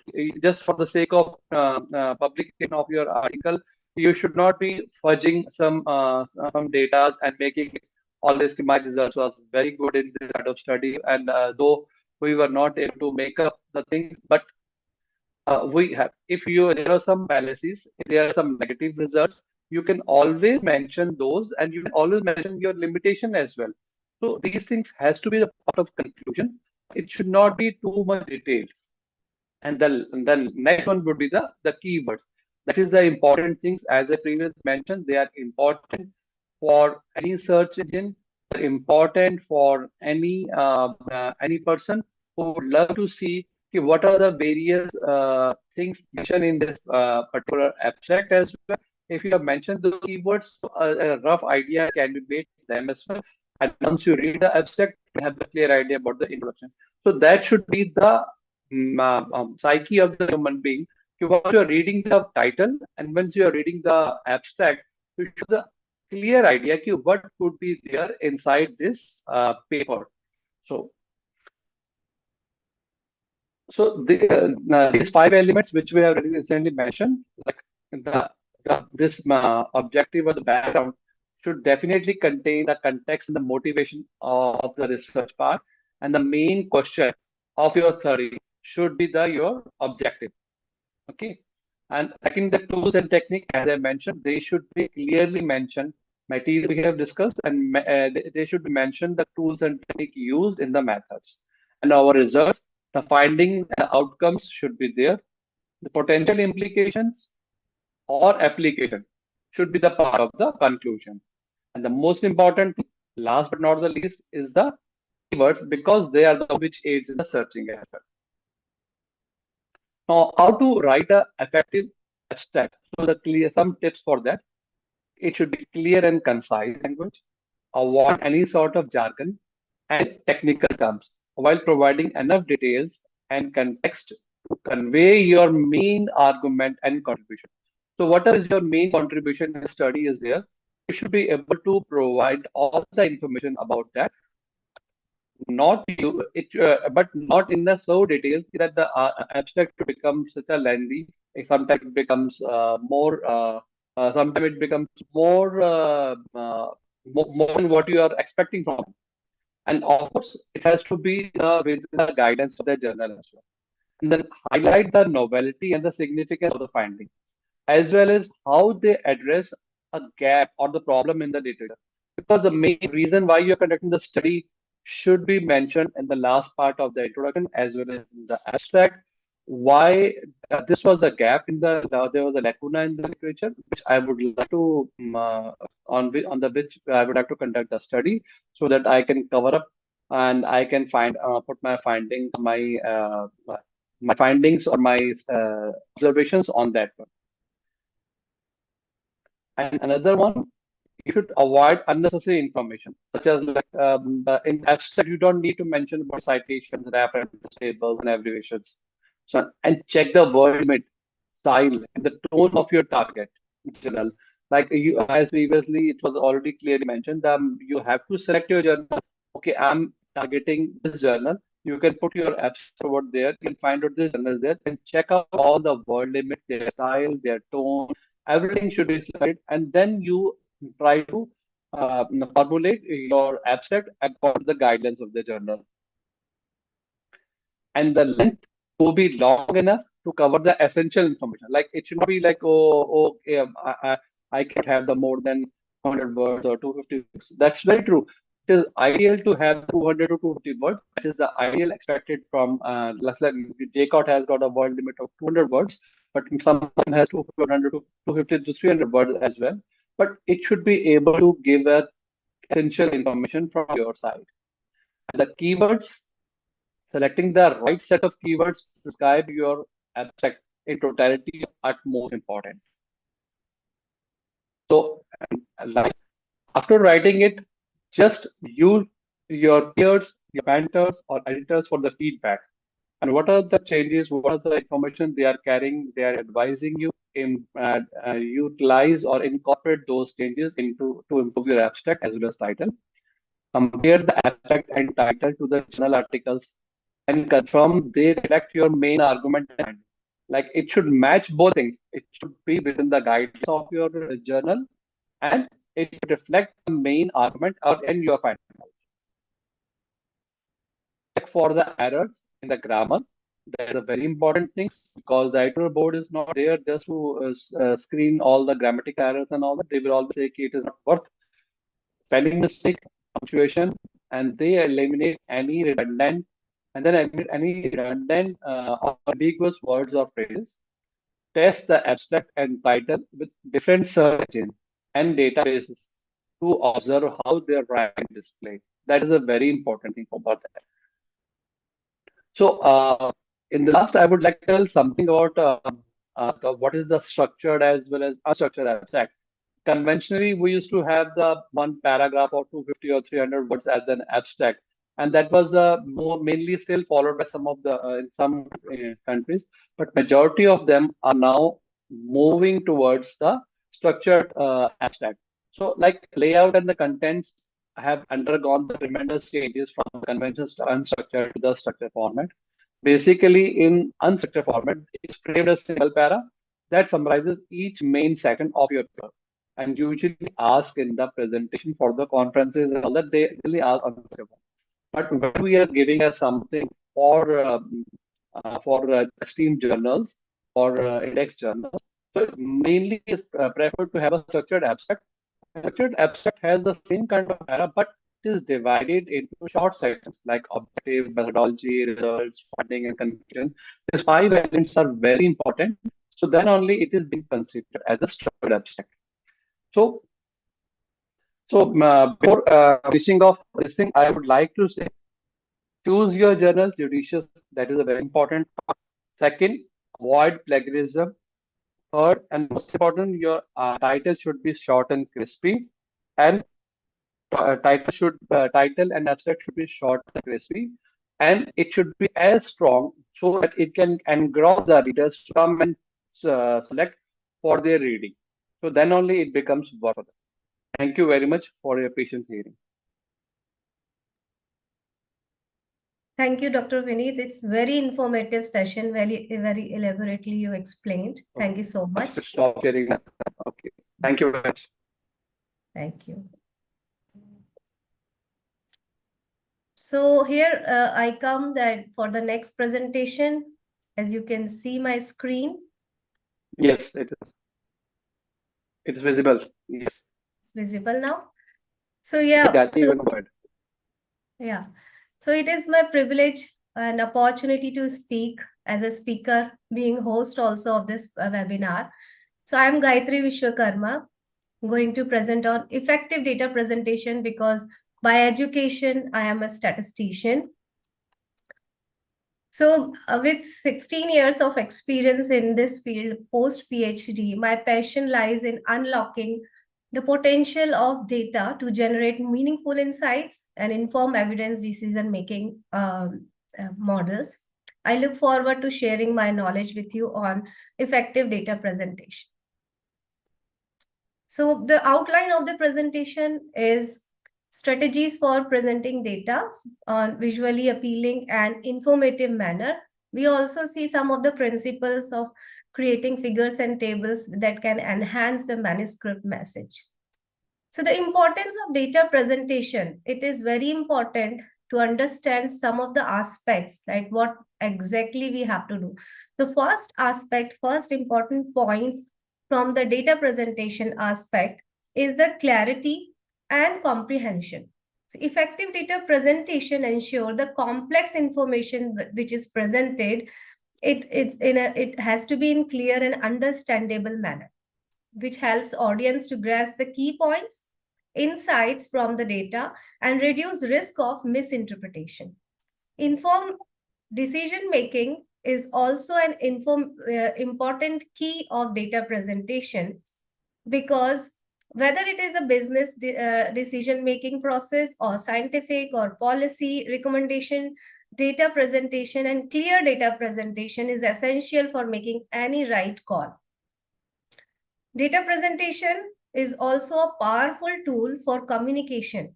It allows you to convey your message to the audience, tell the complete story from the tables and figures. It is essential and important areas like marketing and showing your decision through the figures and a table form. Efficiency and accessibility. Well-organized data saves your time. So it is easier and quicker if somebody is reading manuscript, they can directly go and interpret from your figures and tables that what exactly you are saying by just only writing the conclusions. So visualization of trends and patterns are also important if you are collecting data over the period of times, how you have to make the patterns, how you have to show the trends. It is very important, and I'm going to present some of the tools. For the publication and reporting purposes, clear data presentation is necessary to evaluate and replicate your work. Lastly, the improved learning and education is always the key of the data presentation. So how to present data in a tabular form? You have to combine some of the tables if you have repeated tables. If the tables have similar content, let's say if I am developing one table for the patient characteristics, those who are having disease and those who are not having, instead of having two tables, because they are going to have the same kind of characteristics, it's always advisable to combine the tables and make it comprehensive.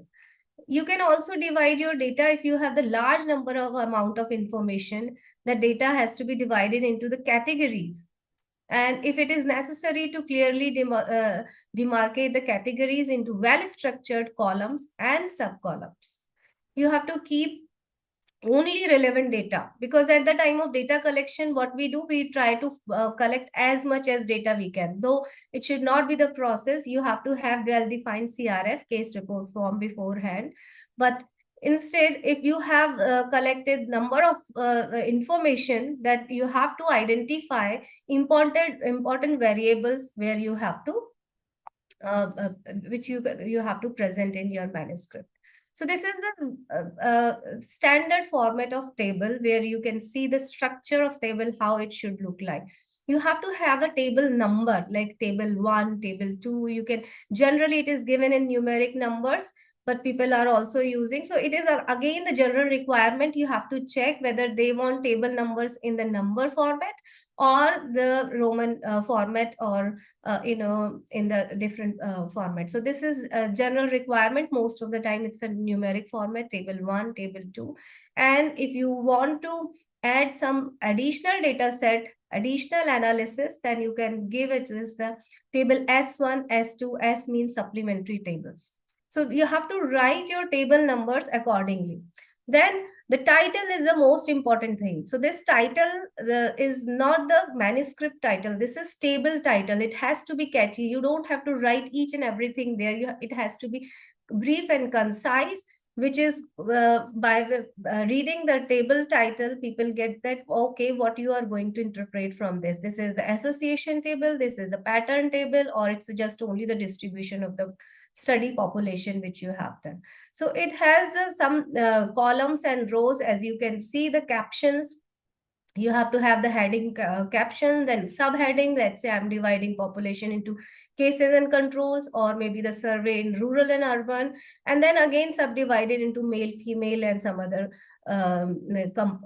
components or the factors. Then you have to give the total or the p-values. Then you can write your characteristics as a rows, total column, and footnote is very important thing. You can also write the source number if you are adding any scale here and which you are estimating and putting here in this. So let's see some of the example. This is the standard table which where we have measured the overall survival and recurrence-free survival. So instead of making two tables, what we have done, we have combined two outcomes, overall survival and recurrence-free survival, in one table, where we are giving hazard ratio and 95% confidence interval with the p-value, which gives the overall scenario of that. You can see with the factors, different factors are mentioned in the rows, and for each and every factor, hazard ratio is given and p-value has been given. Now let's start from the beginning. We have the table number, table title. So table title is analysis of prognosis factors for overall and recurrence-free survival, which gives the very fair idea about what you are going to present in this table.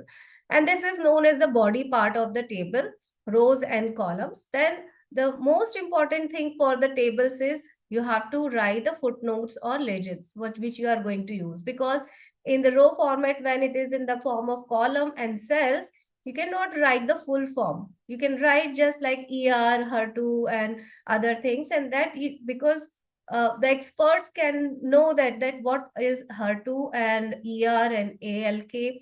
But the people like us, those who are a statistician, they want to know that what is the full form, and some other audience, it is always recommended to write in the footnote of the table itself. And if you are using any specific method to calculate the p-value or calculating the hazard ratio, you have to mention that what method you have used to calculate these values. Like here it is written with the abbreviation of A, p-value were calculated using Cox proportional hazard model. So it's giving you a reader complete idea. They don't have to go and check the statistical method section and come back again that what you have mentioned. Everything is briefly explained in this table. So this is also one of the example of the table, which you can see for the three different groups it is mentioned. So zero incidence group, zero prevalent group, and naive starting card group. So they have divided the groups again in two subpopulation, HIV1 and HIV2. Now what I want to say, the most important part in any table which you have to present, that is sample size. Like, okay, these are the information, hazard ratio or numbers and percentages or mean and standard deviation, whatever you are quoting in your body of the table. But these things has been calculated by how many subjects, how many patients you have taken into account. So that is the important thing which you have to write. Okay, in HIV1, 98 people were there, in HIV2, 49. And if you want to make any comparison, people know that what comparison you are making. So this is the important thing which you have to make. Then as you can see, for the categorical variable, they are writing male and female, and there has to be equidistance. Like it is nicely presented that sex is written on the left side and right justified is the male and female. Similarly for age, then other variables. Now for age, because generally age is considered as a continuous variable and we present mean and standard deviation, but sometimes it is not always useful to give the mean and standard deviation. For this particular thing, the table, people want to say that, okay, in this particular category, how many subjects are with the HIV1 group. So here, what else can be done? You have to write what exactly you are writing here. That means in this whole table, only the frequencies and numbers are written. So you have to write like this in your table, if you are calculating mean and standard deviation, that has to be written here in the bracket only, age in years plus mean plus minus standard deviation, though they have just counted the number, so it is not required here. Now, next comes choosing the right format. How to choose the right format? Like what, there are number of types of tables present, cross tabulations, pivot tables, what type of charts, bar chart, pie chart, what type of graphs we have to use. So that depends on the three things, like what is your research question? First, you have to go and check what is your research question. Then second comes the data type. It's a numeric data, it's a categorical data. And then you have to choose according to your chart type. Let's say if you want to plot a graph for two groups, let's say cases and controls, for systolic blood pressure. So systolic blood pressure is a continuous variable. You can plot the box plot for these two categories at present. But instead, if you want to plot the gender for these two categories, then you have to go with the bar chart. So it depends on your research question, because research question, why I'm saying, because it is associated with the study design. If it is a prospective study design, you have some different follow-ups, you have different time points, time you have to take into account. If you have retrospective study or one-time data collection, then sorry, then you have to choose accordingly. And also you have to see your audience. Like you don't have to choose very complex graphs and tables. I'm sorry, I'm muting. So sorry, there is some cough, season change in India. So you have to avoid form of clutter because clutter graphs and tables, they can destroy underlying data that distract from your key message.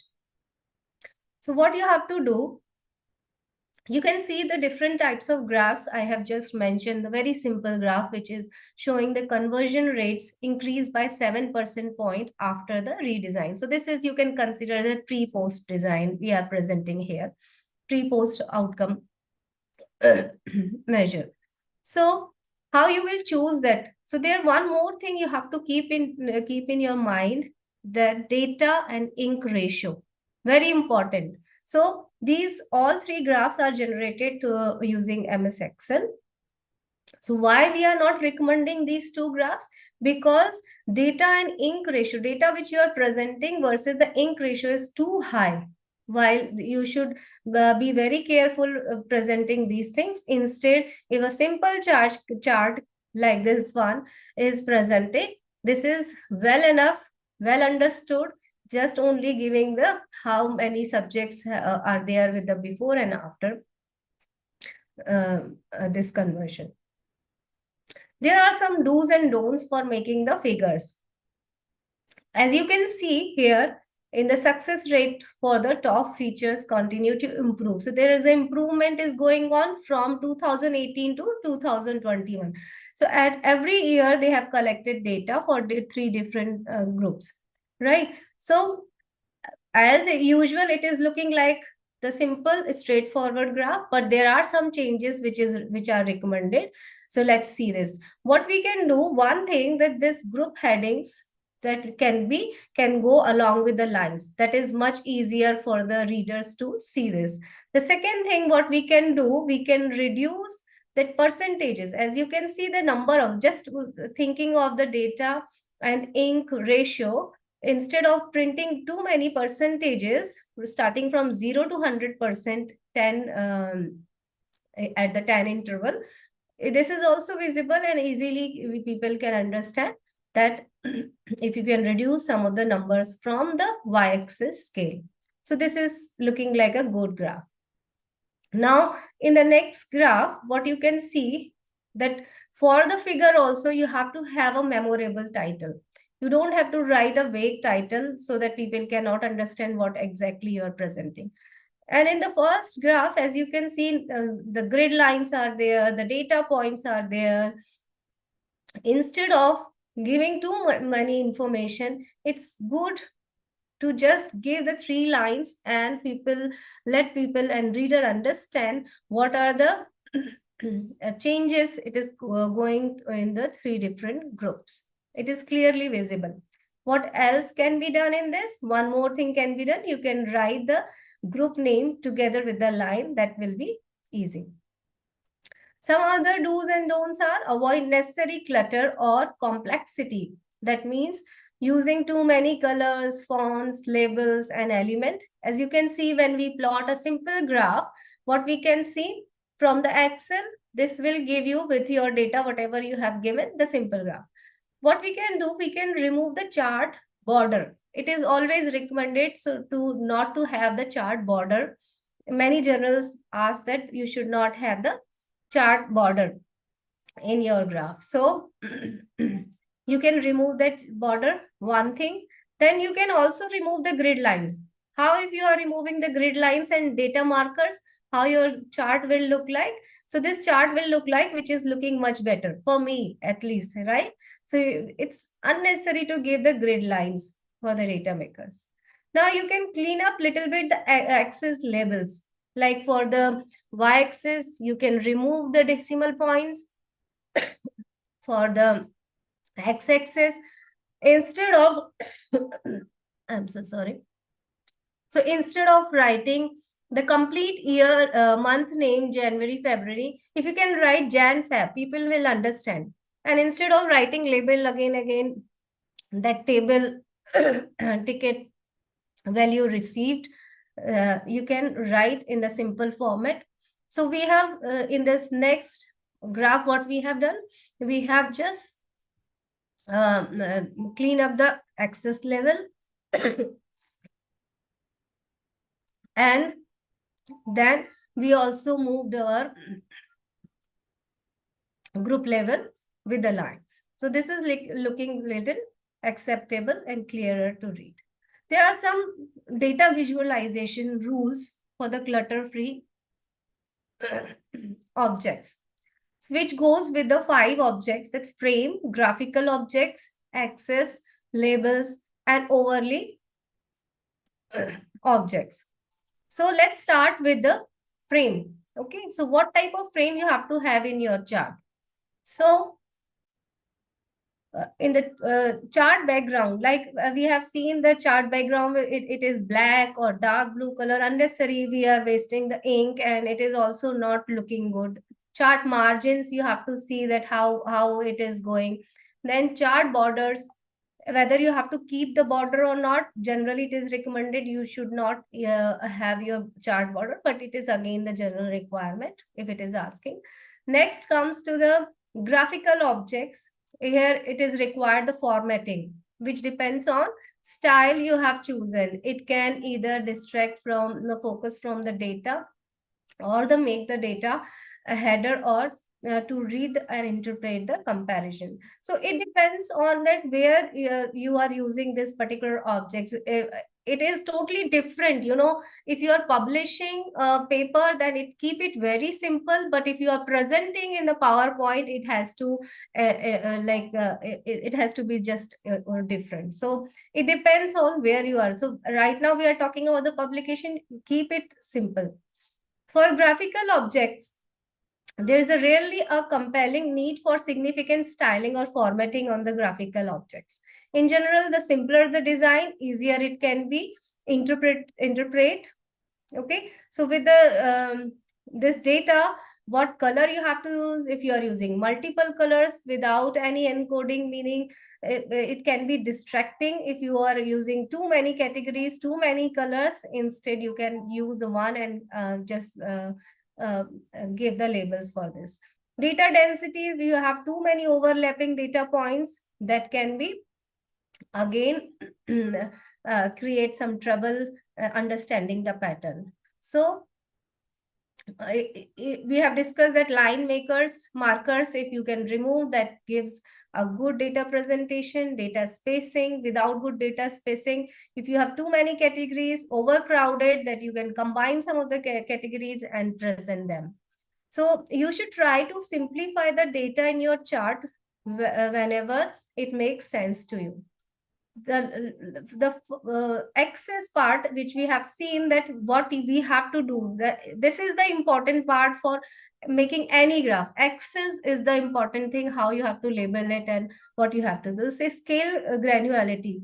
This is the more detailed scale added precision. If it is not required, if you are presenting in terms of percentage, remove the decimal places.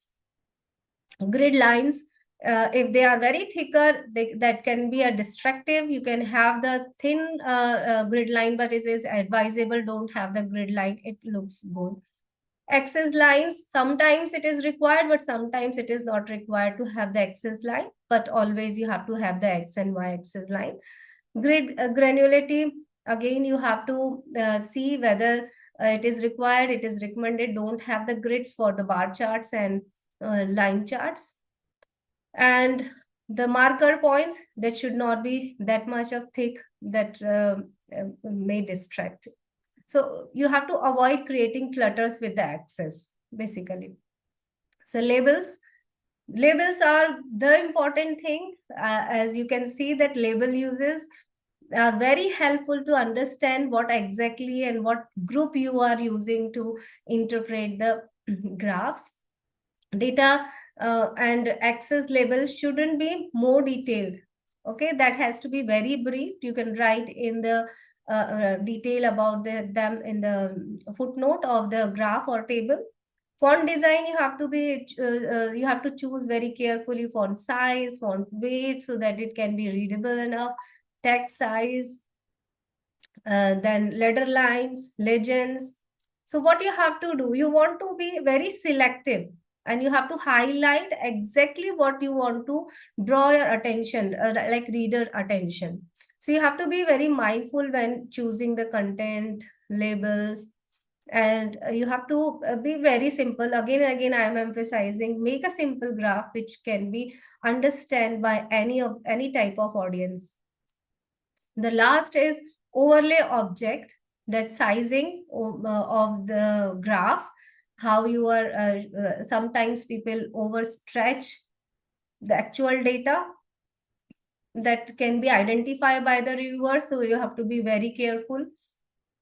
Images and icon and picture, people are using very relatively, like if it is a data of the cycler, how long they are going. This is always, so pictorial format nowadays, it is trending and people are putting pictorial form in the images form.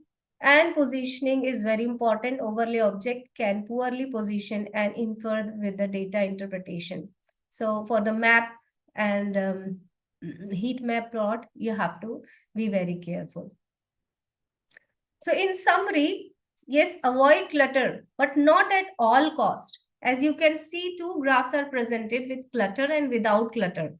Which one you would like to choose? You see, the first one is giving you all information. The another one is not having that much of information, but yes, giving you the decent amount of information. So in summary, what I want to say that you have to be mindful of how various forms of clutter can interfere with commuting your message. So you have to use very limited approaches, limited labels, grids, fonts, and data points. So see, in the first graph, we have shared all the data points, while it is not required, where we want to highlight these only data points we have, because we wanted to highlight this change from May to August, basically. So that data points we have shared here. So there are situations where there are we have to avoid some data link ratio, but yes, always you have to remember that as clear as your graph and labels are there, it is more readable and comprehensive. So with this thought, I would like to stop here. We will take some questions. Thank you for your patience and listening to me. So I'll go to the next speaker, Dr. Vandana Farke. Let me share my screen. I hope it's visible now. So let me introduce Dr. Vandana Farke, who is going to talk on very important topic of citation and referencing for the article, because it is very general specific. They want a specific type of citations and reference styling. So be with us. Dr. Vandana Farke is a scientist dean, Indian Spinal Injury Center. She is a postdoc from National Center of Biologics Science, TIFR, Bangalore. She is a principal and co-investigator of many government-funded projects. She is current associate editor of JCOD and past editor experience in Brazilian Journal of PT. Welcome, Dr. Vandana. Over to you. Thank you so much, Dr. Gayatri. Thank you so much for having me here. And the session has been going on very well, pretty much on time so far. And at the tail end of the session, Dr. Karthikeyan was the opening batsman. I just wanted to say that, yes, we have so much depth that good work is going to continue till the end. I'll share my screen. We're going to talk today about... Can everybody see the screen? I'll be talking about... Yeah, I'll be talking about citation and references.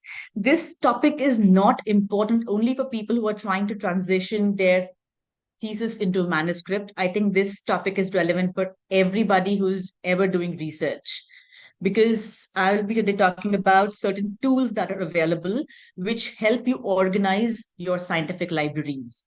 So today we're going to learn about how we use these citation managers. There are many possible tools available online. Many of them are paid versions, such as RefWorks and EndNote. But then there are the free versions also available, such as Mendeley and Zotero. So I'll be basically walking you through the applications of a software called as Mendeley. It's Elsevier owned currently. And I have been using Mendeley for almost past 15 years plus. And for 15 years, the library has been building and has been maintained and being organized by this tool that I have. So I'll just walk you through of how we use this tool. And I think this application is useful for anybody ever writing any research document, may it be a thesis, may it be a manuscript, or even a report, I think. So if you have to read and cite any other document, you should know how to use a citation manager. So how does Mendeley help you? So Mendeley creates a repository for all your scientific works. It's a free academic software. The best thing about it is it can run across platforms. If you're a Windows user or a Mac or a Linux, or you're using your mobile phone to access your journal papers, Mendeley works across all these platforms, and it works on all major browsers. So what is the beauty of it is, once you have a document or a reference which is downloaded in, let's say, on your laptop, on your office or your lab, and you want to access that paper on your home computer or on your phone while traveling on the metro, I think this application just helps you remain connected to your research. You can carry your library anywhere you want to. So I think all of us have a similar version of this folder in their computers, because whenever we read an article, we download it if we like it. And it gets downloaded in a folder on the desktop which says, PDF versions of articles. And we read that article that day, and most of us are busy as clinicians or academicians, and we forget about that article. After 2 weeks, we again remember about it and we re-download it. We again visit PubMed, we reread it, re-download it. And it's very difficult for any of us to retrieve any document if we have a folder of this sort, because when the PDF document gets downloaded, it's in this cryptic format. It does not make any sense. So it's after a day or two, this information is pretty useless for any user, because we have forgotten which article title corresponds to which article that you read. So what you would rather have is something like this. So this is how a Mendeley desktop version looks like. Dr. Gayatri, I hope everybody can see through the screens, right? So the Mendeley desktop version has this 3-column setting. I'll just walk you through what it looks like. You can import your entire folder, like the one which I just showed you earlier, into this application. You can add files. There's a small icon on the left in the top over here, and you can add files using this. You can add an entire folder as well. If you have like all the PDFs in one folder, you can add the entire folder. The third feature, the watch folder feature, is also extremely interesting. Let's say you have a folder where you keep downloading new PDF documents, the ones which you read. You can have Mendeley watch that folder. So whenever you download a new document, it'll automatically get imported into Mendeley. So you download it and Mendeley will automatically get it here. Mendeley, whenever it imports a PDF document, it retrieves all the important information about the document. And as you can see, it mentions it by the names of authors, its title, the year in which it was published, the journal where it was published, and when you added it. So there is a lot of information there right there, which is there in the central column of Mendeley desktop. The leftmost is where you can see, which is your kind of the list of places where your documents can be. So everything goes into one big folder called as all documents. But the beauty of this application is that you can make folders and subfolders, because the current thesis that you're working on or the current manuscript you're working on is not the only research work that you do, right? So you have different research works, and the best part is that you can organize your files into these folders. It helps you retrieve information later on as well. You can also add an entry manually in case you do not have the entire PDF of a document. Let's say you're just reading the abstract of that PDF document on PubMed or on Scopus, wherever you're reading that, and you do not have the entire PDF of the document to download and be imported into Mendeley, you can always add an entry manually. This is also very useful when you have to cite sources which are not documents, such as softwares, but you have to put a citation for it. Just in those conditions, sometimes the ability to add an entry manually is very useful.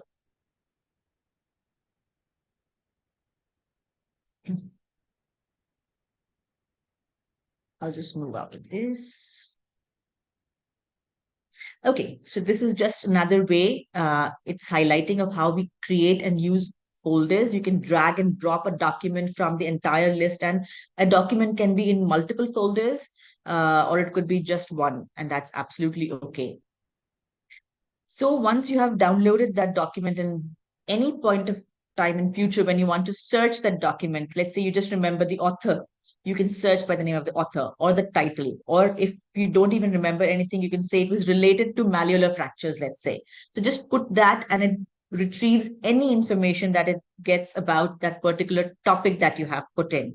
So searching becomes so easy, and retrieving documents which are relevant to a particular topic becomes so easy later on, that this really helps you organize your work. It is a possibility that you download a document more than once. Yes, you are a research work or a literature review does not happen in one day. So it's a big possibility that you download an article more than once. And the tool allows you to search for duplicates and merge them. If it finds it to be very similar, it allows you to merge those duplicates so that your library remains clean. It does not have duplicates and triplicates of the same document. This is the feature that I'm going to talk about right now, is called as the Mendeley Web Importer, because we're always reading our documents on, let's say, PubMed or Scopus or Web of Science. So what you can do is you can download a small application which allows you to get this small icon. Is an add-in plugin that gets added in your Chrome or whatever browser you're using, and it allows you to import the document directly into your library. So this is a small video which shows the working of this. You can also import the document into a specific folder as you desire, or into just your main library. So this Mendeley web importer is an extremely important tool that allows you do not have it also imports the PDF if it's freely available. So it allows you to keep reading on PubMed and just keep on adding through this importer small plugin app that you have. Now, once you have that PDF in your Mendeley desktop or in your Mendeley platform, which is also mendeley.com, what you can do now is you can open that article, which will look very similar to an Adobe Acrobat or any kind of a PDF viewer that you use. But the beauty of this application is it's going to allow you to highlight and make notes, and it saves those. This is a small video that I'm going to show you. So suppose there's an article which you are reading right now, you like it, and in some part of it, you realize that this is an important thing that you would want to mark for future. So just go ahead. There's a small highlight tool on the top. And this is something that I think was very important for my review of literature. So you add in, and that sticky note remains saved. So whenever you open this article in the future, you don't have to again go through the entire article again, because you've already made highlights. You can add or remove highlights as well. And these sticky notes are also there. The beauty of it is that these highlights and sticky notes can be shared with others as well. And I'll talk about that feature in a second. Before that, let's talk about how to use Mendeley to make citations in a document. So first thing before we do that, we need to download what is called as a citation plugin. So if you're using Microsoft Word or LibreOffice, you can use this MS Word plugin, which means that now you can access your Mendeley library while writing a document. So I'll just show it to you how it is done. So suppose you're writing a document in MS Word, and I just wrote a sentence. When you have the plugin, it opens up a new tab over here, which looks like this. Under references, there's a Mendeley small add-in that gets added. You hit on insert citation, it opens up a new small window, and it asks you, whom do you want to cite? Go ahead, either you type in the name of the author, the name of the title, or anything relevant to that article, and it starts pulling out those articles by your tip over there. You choose the article that you want to cite. The next thing, it allows you to choose the style with which you want to cite it. Now I know that everybody must be extremely, if you have never used a citation manager before, and if you've done this manually, this is one of the most tedious work that you could do while writing any research document, is changing the style of citation. There are so many styles available. The most common are, of course, the Vancouver or the APA style.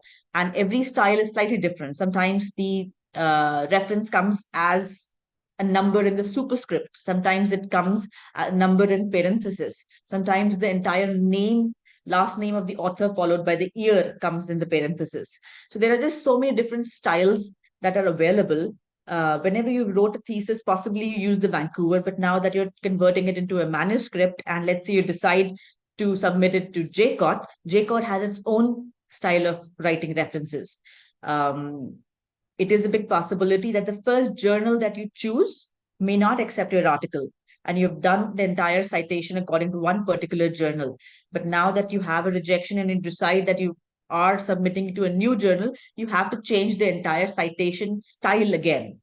This could be done with the help of a click if you're using Mendeley. So I'll just show it to you. So in this case, if I choose Vancouver, this is the way it appears. I'm just going to change it. The next thing that I'm doing over here is inserting the bibliography, the list of references. And again, the style of how do you insert these references is also varied across journals. Sometimes they want it alphabetized, sometimes they want it numerical in the order of appearance in the manuscript. There's a big possibility that when you're writing a document and you send it to your advisor tweaks a few sentences here and there, and the citations move with them. So if you had them numerically arranged, now the sentences have moved. So you don't need to worry about those things if you're using a citation manager like Mendeley. So here I just added the bibliography and changed the style from Vancouver to Nature. And you could see, if I could just read on it again, you can see how the citation pattern completely changed. So I just inserted the bibliography over here. It added it. Here in this style in Vancouver, the DOI is something that is important. This is the AMA style. And I'm just going to change it to Journal of Clinical Orthopedics and Trauma to Nature. Nature wants it with the volume number in block. Sometimes the issue is supposed to be in parentheses. Sometimes it's supposed to be after a semicolon. Sometimes it's supposed to be after a colon. There are just so many rules that you do not want to do this thing by hand, especially when you have like a thesis document which has more than 50 citations, right? So you would want to use a software. Otherwise, this work can be extremely tedious and time consuming, which can be done at the click when you're using the software. This is the thing I was talking about. How does Mendeley help you collaborate? So when I talked about this earlier, that we could highlight a document and also add notes to that document, we can create groups within Mendeley, because many a times you don't author a manuscript alone. You're going to have, let's say, your advisor, or there could be other faculty members in your department which are going to be co-authors. And there's a big possibility that all of them are going to be looking at the document simultaneously. And maybe they ask you for the references that you have collected. So in that case, you can create a group within Mendeley. So you can create what is called as a private group, and you can put all the relevant PDFs in that group. When you share a PDF of an article in Mendeley group, it also shares those highlights and those notes. So when I'm reading an article which a student has collated, let's say, and the student has asked me a question, I can answer it right there. If there is a comment that I can make about if this point is relevant or not. So when two people are reading the article, they can share notes about reading that article, and it becomes extremely useful for manuscripts which have multiple co-authors, which is usually the case. You don't write a manuscript alone. You can also join public groups because there are so many of them, and it allows you to read articles which are relevant to your field of work. If you find a relevant public group which is relevant to you, please join it, and it allows you accessing so many articles from that group as well. So to give an overview, citation managers allow you to manage all your sources in one place. You can upload and store your full text PDFs or any other file format as well. It organizes your work, it organizes your library, and keeps it organized across all platforms. You can share it with your colleagues and collaborators. The plugin for the word processor is extremely useful when doing citations and creating bibliographies. The Webin plugin is also very useful for downloading it directly from your browser. And you can generate bibliographies. You can also facilitate removal of duplicates. So I think there are lots of uses over there. Thank you so much for listening to me. Over to Gayatri. I think the question and answer is going to be at the end, right?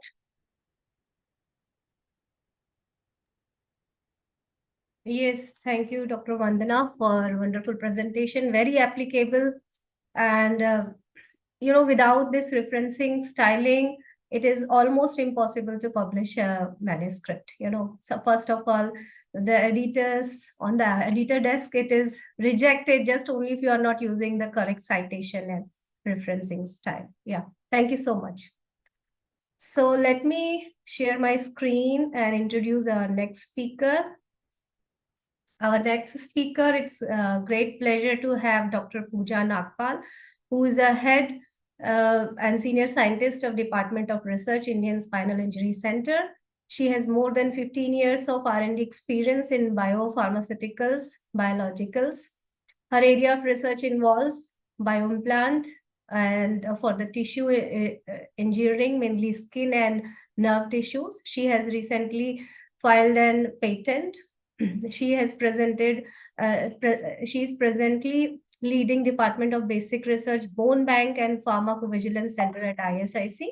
She is a part of scientific bodies, member secretary of IEC, editorial board member of JCAD, and life member of ISCR. She is a pharma graduate from IIT BHU and earned PhD in immunology from National Institute of Immunology. So she is going to talk on ethical consideration, which is again the important topic. I can say that all the topics which we are going to cover in this webinar are one by one, they are important. And she's going to tell us with a deep understanding of ethical guidelines and their dedication to upholding research integrity, that we have to trust the guide of ethical consideration, and which can help us converting our thesis into manuscript, because whenever you are even writing the thesis, ethical permissions are required. So what all precaution you have to take, that you have to take into account. Thank you, Dr. Pooja, for being here. Over to you. Thank you, Dr. Gayatri, for introducing me. I hope you can you see my slides? Yeah. One minute. So you have to put in a presentation mode. Okay. Right. A very good evening to all. At the onset, I would like to thank Dr. H.S. Chabra, Editor-in-Chief, JCOT, Dr. Gayatri, and Dr. Alok Sood for providing me opportunity to share my thoughts on this topic, ethics in publication. From the very afternoon, you people are discussing, and you heard a lot about how we can convert a thesis into a meticulously written research article. But my topic will be more of philosophical kind, little bit, because we are discussing ethics in publication. So firstly, the question is why we are discussing ethics in publication. If we talk about, so ethics is not an abstract thing.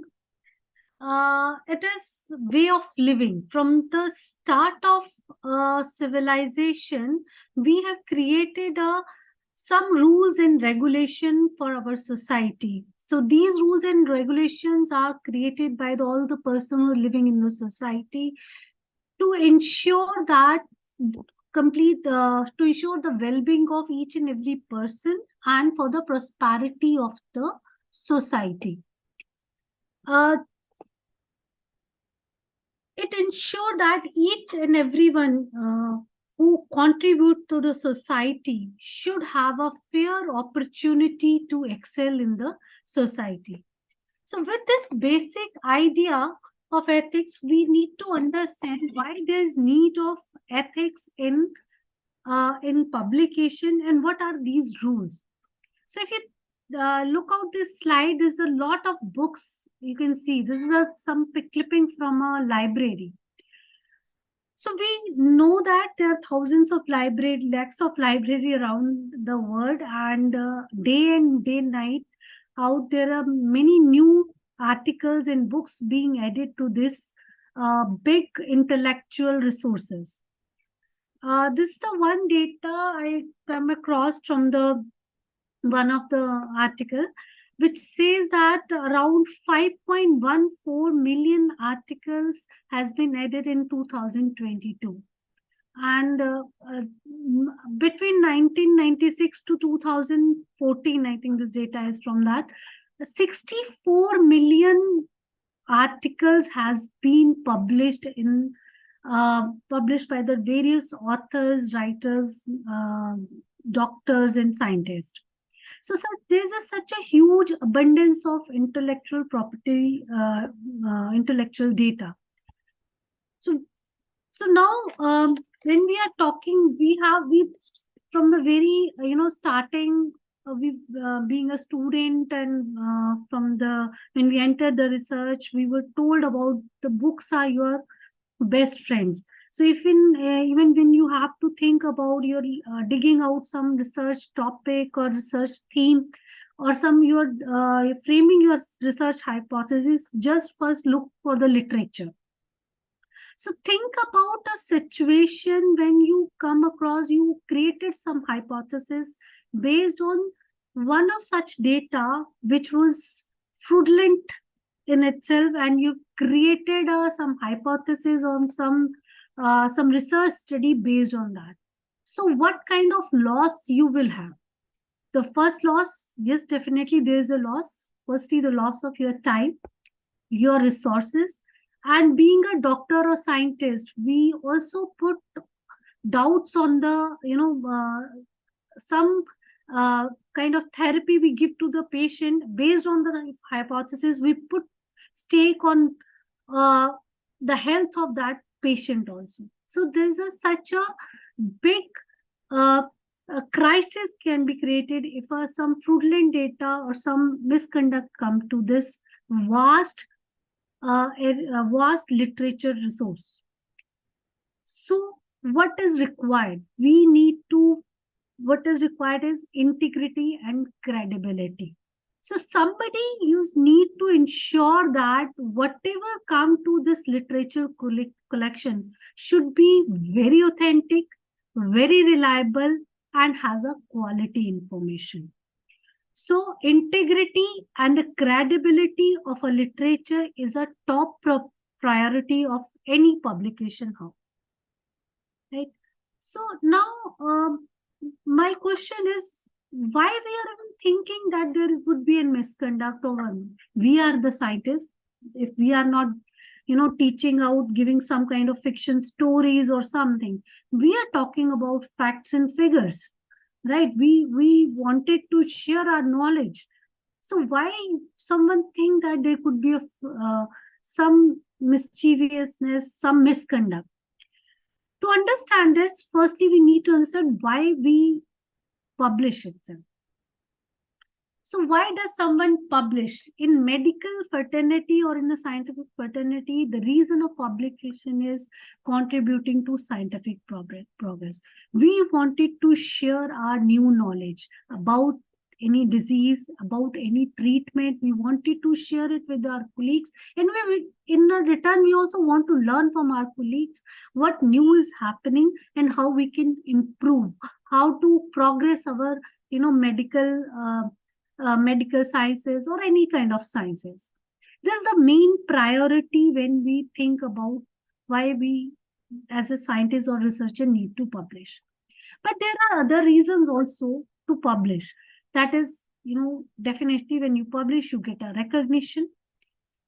Apart from that, there are academic, there's some academic promotions linked to your publication. Now, in your appraisal list, you also get to, you have to write in how many publications you have, how many grants you are getting. More publishing meaning that you can have a more chances of getting success in research grant and application. So these are monetary benefit which are linked to it.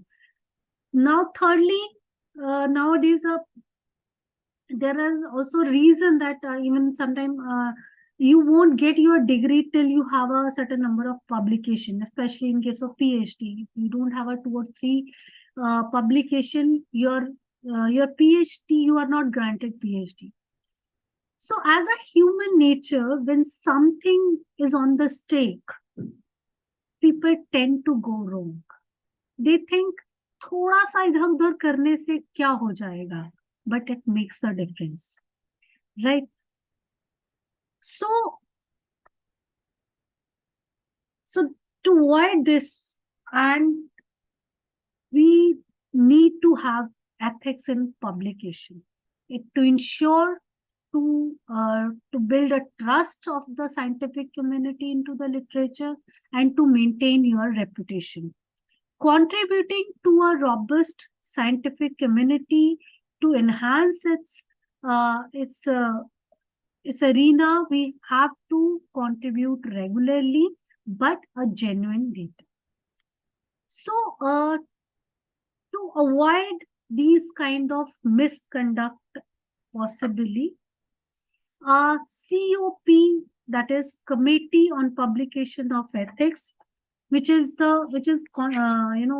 a forum of some of the renowned editors and from various publication house who created one forum in 1997 to ensure that these misconduct do not happen in publication, or if it happens, it need to be highlighted, and that the data need to be retracted from the from the publication, from the literature itself.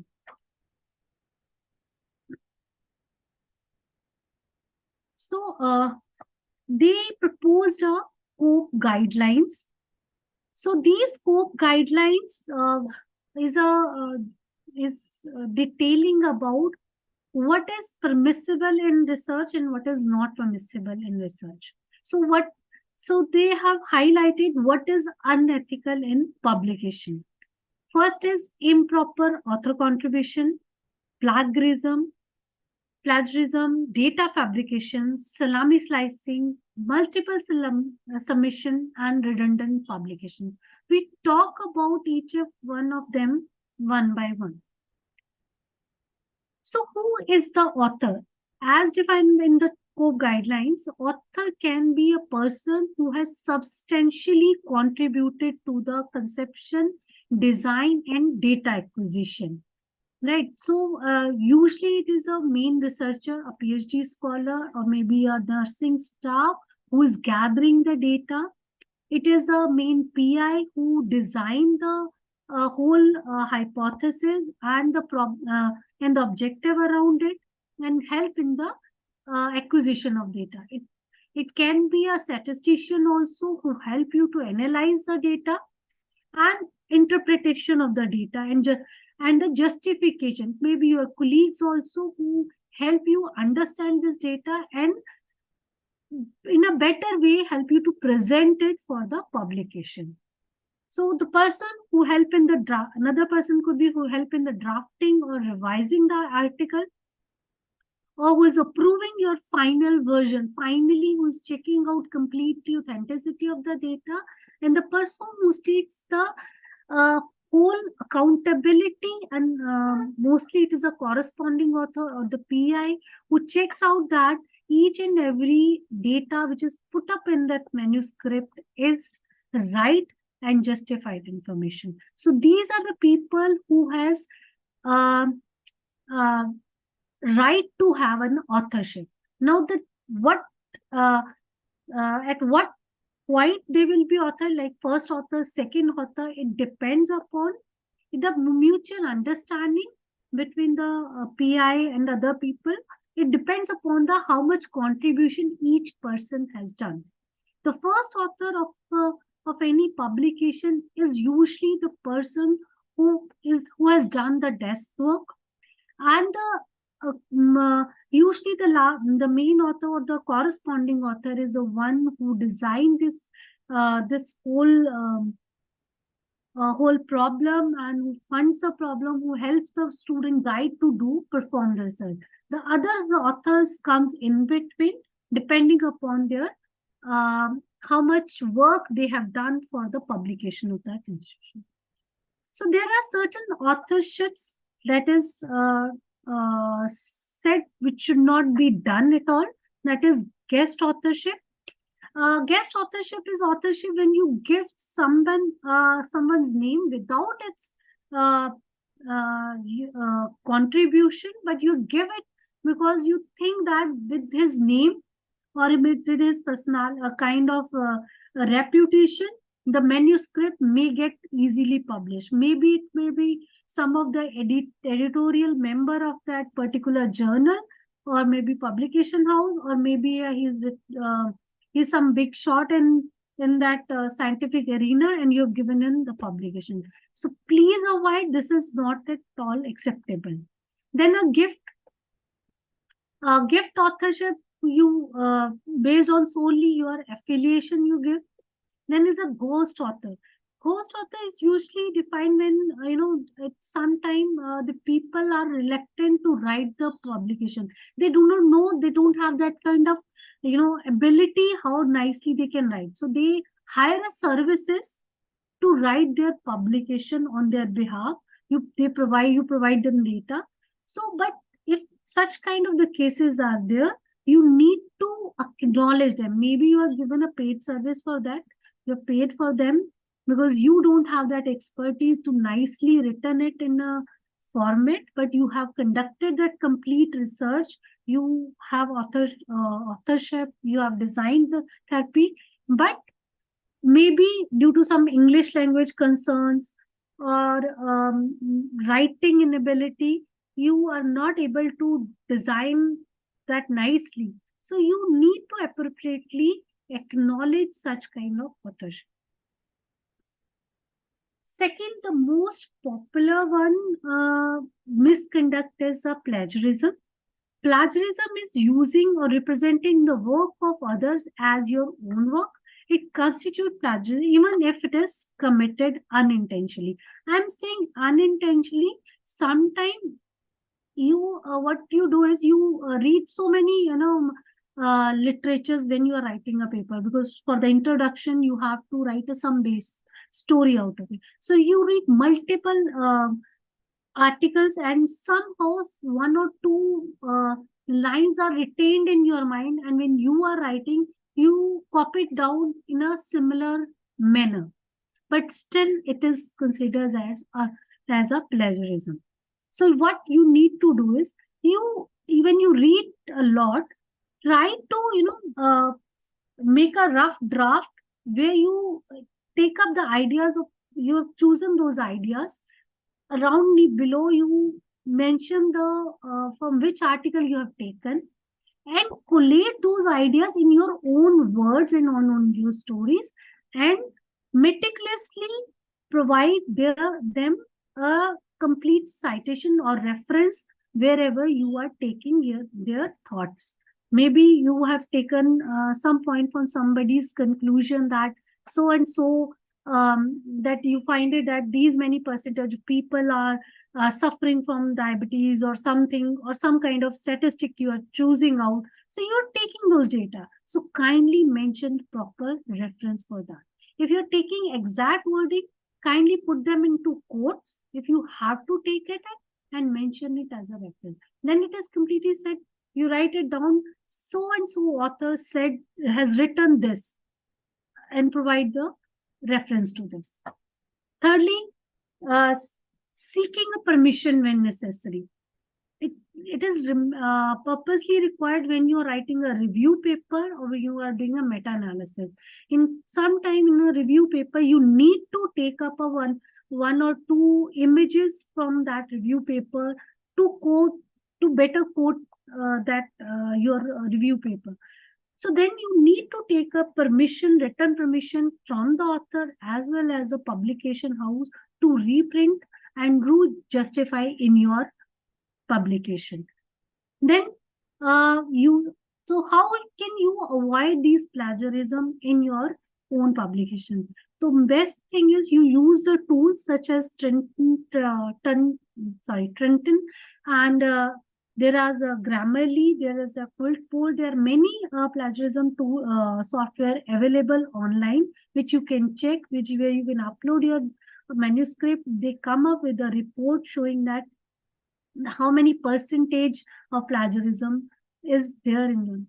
So any plagiarism, basically is a common phrases available in your manuscript. Anything less than 10% is usually acceptable.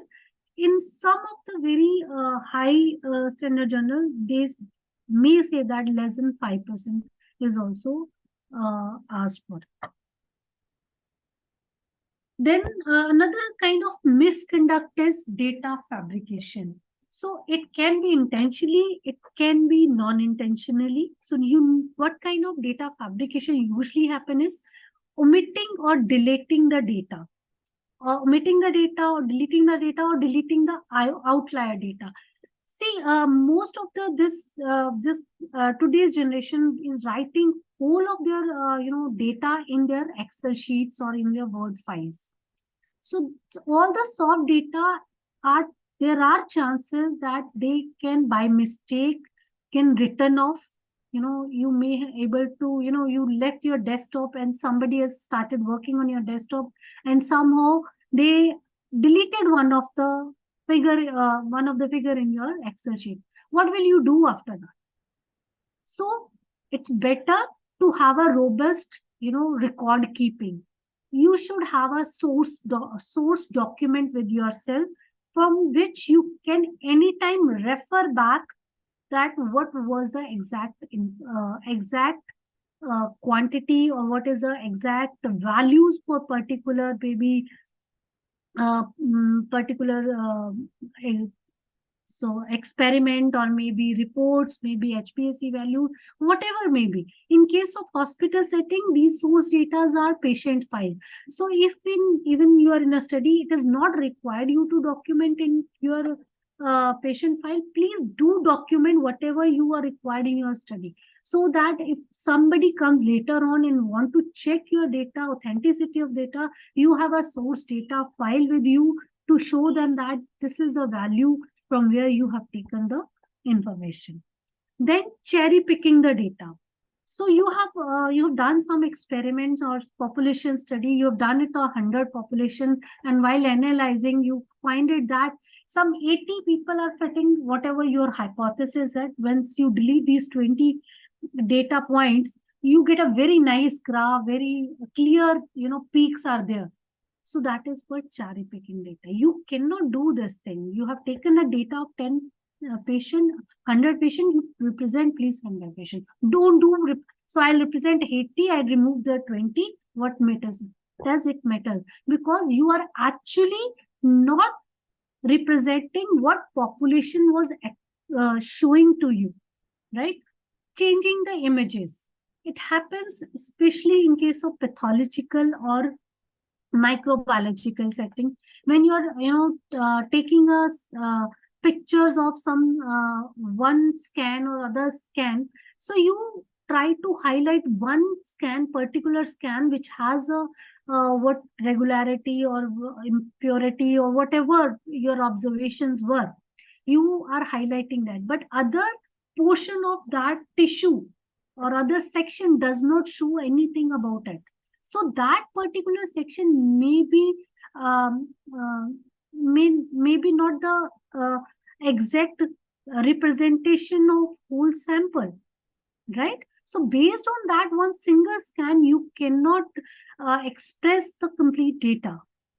Then fabrication of data point. Some people do what that they were doing time point study, and to uniformly or analyzing the proper data, they changes the data point. Say 3 months ka data, 6 months ka data, they will showing it 3 months to decrease the timeline of the efficacy. So these kind of fabrication all come into misconduct.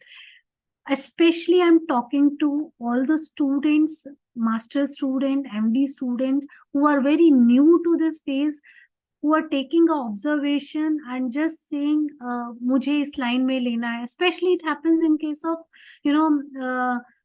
your inclusion and exclusion criteria. Some borderline is there, HbAc value. Supposingly, I'm taking some patient population whose HbAc should be more than 10. Should not be more than 6. But borderline pay 6.1, let's take it. No, it is wrong. So this is a misconduct. So how to avoid it? So you need to do a proper data management integration, handle your data very meticulously, make sure nobody else is, working on the same data sheets where you are working, ensuring accuracy and security and confidentiality data, especially when you are doing with the trial, you are dealing with the patient. Kindly do not disclose the patient name and patient population to any other person except to your study colleagues. Proper record keeping and follow up the protection rule. As I told you, it's better to keep a record book whenever you are doing maybe a wet experiment or maybe you're downloading data. Whenever you're going for a patient analysis or you're dealing with the patient, do have a copy, may put a date on it, write it down completely, whatever the observation you are taking, maybe in a rough format, write it down and sign it, so that you have ensured a source data file with you, that from where you can copy the data into your soft copy. Do not directly copy anything into your soft, your Excel sheet or Word sheet. Next is promote responsible data sharing. This is especially for those teams who are global team. Their global teams are, your collaborator sitting in another show. You're sharing data with them through Excel files or through online. Make sure your data files has some kind of inbound protection. We can check out what level changes has been done, right? So it is, please understand, whatever data you are once sending for the publication, it once come into the public domain, it always remain. You cannot change after that. So make sure whatever giving, recheck and recheck whatever you've done from your source files. Salami slicing or redundant publication. It happens when data on the same population having similar method and questions are divided in 2 or more papers. This usually we always have a tendency to have a more and more publication. Sometimes data is quite big. You think it is you can sufficiently divide into 2 publication, but your patient population is same, your question is same, you cannot do it, right? So that, dividing into a small 2 publication, it is not at all acceptable. If somehow that your data has too many question to objective, you have to do, your reviewer says that divide it into 2 wherever you're sending to publication. Make sure this for second publication, whenever you're sending, you cross-reference it that you have done earlier with this thing. These were the data, and from that data you have derived these objectives also. Although it is not permissible, in very rare casing where that huge data is there, you tend to divide into publication based on the reviewer's point of view. Then please make sure you do cross-referencing. Conflict of interest. This is one major concern. This is also called bias factor also. If you are not handling your documenting conflict of interest in your publication. For example, I, being a director of one of the pharma company, and I try to, popularize one of my drugs. I wanted to show that is better effective than my counterpart, and I do one study and promote that study and do some publication and do not mention it that I belong to this pharmaceutical industry. This product belongs to my own my company. So that is major bias, because it possibly may be how authentic I don't do it, but there is a biasness, chances of biasness. So let your reviewer decide whether this data is biased or not, right? You need to mention clearly, even if it is sometimes we do as a PI some studies which are sponsored by some of the companies, maybe some implant studies or some other study. Do mention that part of the study was sponsored by so and so company, right? So an undisclosed relationship that may pose a competing interest is a major conflict of interest that need to be well clarified in your authorship. Next major concern is regulatory concern. So wherever you are working, we understand that each and every country has their own regulatory concern. In India, there's a major for each patient study, any person you are dealing with the patient or human data, human study, it's mandatory for each and every researchers to get through approve this study through Human Ethics Committee. It's mandatory. Nowadays, that's why before each and every publication asks for any human data, they ask for an ethics committee approval letter. Not only the number, they ask for ethics approval committee letter so that they ensure that it is being approved by, right? Then study without the informed consent of the patient. Sometimes being as a doctor, we think that we are doing very good for our patient, and we start doing some studies, capturing the data and information without taking informed consent of the patient. It is completely unethical. Any point of time, if you are putting up some data, you do not have their informed consent of the patient, you can, end up into legal issues into also that. Then unregistered clinical trial. Indian Constitution wants any trial, any drug trial, maybe academic trial or other trial, it need to be registered with CTRI. If it is a drug trial, phase 1, 1, 2, 3, 4, it has to be approved through the CDSCO. But if it's an academic trial, it has to be approved by ethics committee and it has to be registered with the ethics with the CTRI of India. So these, when you're mentioning, and these CTRI registration need to be mentioned in the manuscript also. So these reviewer editors and reviewers also ask for these information. Do you have informed consent? Do you have a human ethics committee approval? Have you registered yourself into CTRI? Kindly provide the proof for that. So be ready whenever you are starting your study. Don't end up at the last point that, okay, I have collected the data, maybe from MRI I have done the data, but I do not have ethical approval. You cannot publish your data, right? Peer review, very important concern. We are all members of, either we are reviewers of one or other publication house, we are into editorial boards, we do get these paper for review and other things. Kindly give a constructive feedback and authentic feedback. Avoid any conflict of interest. Sometimes, although most of the paper which come for review to us, they are anonymized, but still from reading that paper, you get to know from which scientific committee or scientific group has written this paper. Maybe someone of them is from your own colleague or friend or circle. Kindly avoid those biasness aside.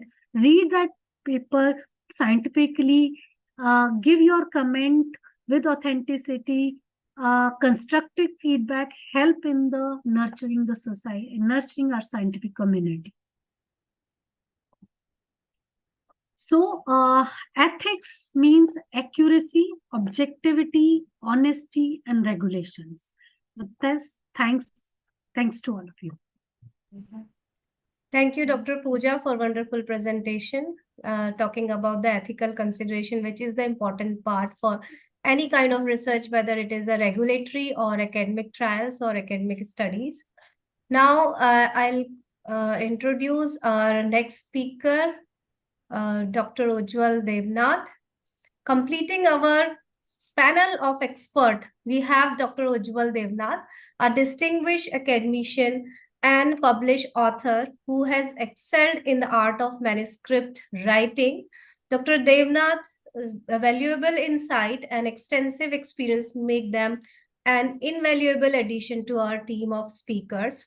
He is going to talk on peer review process, which is also important part in converting our thesis, because you have to understand when you are thinking of converting your thesis into the manuscript, that what are the peer processes happen at the back end, so that you can be sure that what all things you have to do and you don't have to do.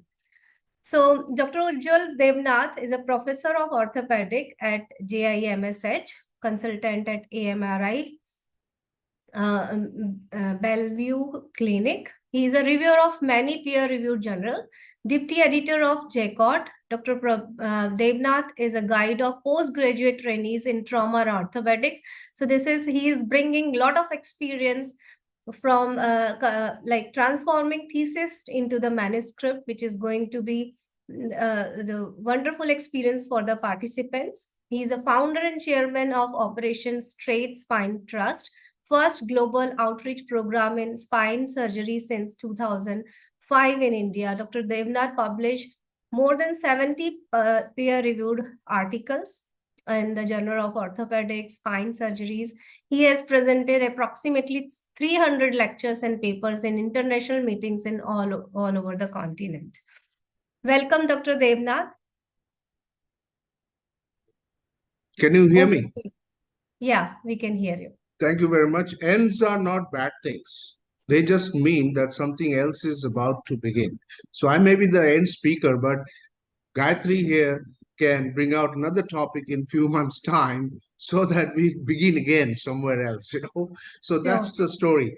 Well, I've been waiting and listening to all the good and excellent authors who are talking about different aspects of thesis to spotlight. Well, to get to the spotlight, to become Virat Kohli, it becomes a stiff job, you know. So that's where I am here to suggest to our thesis writers or people who convert the thesis to their manuscripts, they should know what happens at the backstage in a when you send a paper to a journal. So this is a very hard, process, and the process is not devoid of lot of discrepancies, lot of errors, lot of issues. So all these things can help us to get us to the right place. So I'm going to just go further because this is my slides. I'm going to take you through my first slide and then we'll start. Here we go. So here, can you see my slides? Can you hear me? Can you see my Yes, slides? we can see. Yes. Yes, yes. Okay. yes. So what is peer review? Peer review is an independent assessment of anybody's research paper by experts in the field. So expert here in orthopedics and traumatology, all the doctors involved in this process in peer review process in Sorry. journal. Sir, can you do full Can screen you mode? please, presentation mode so that Okay. we can see the full view. Yeah. Yeah, can you? Okay. Yeah. So, in actual terms, assessment of a quality of a manuscript before it is published is called peer review. So, where do we stand in a peer review status? Well, there are types of peer review. There's single blind peer review, a double blind peer review, or open peer, or transparent peer reviews. In a single blind peer review, reviewers know the names of the authors, but authors do not know the reviewers. This is the most common form of peer review that we go through in our journals. Double blind, when reviewers and authors, they do not know the names of each other. And open peer reviews, authors know the reviewers and vice versa. And named reviewers' report are published alongside the paper when it is published. And transparent peer review, reviewers know the names of the authors, but the authors keep the name of the reviewers are kept anonymous, but their reviews are reported and published alongside the paper. So these are the four types. The most common type is single blind, okay, and double blind is when the editor directs that this paper needs to be double blinded, then you can go for double blinded peer review. So why do we do peer review? As we have just heard Dr. Pooja, that she said the last slide was peer review is for constructive activity for a paper and also maintain a confidentiality and integrity of a paper. So all these things, but I would just go a bit further.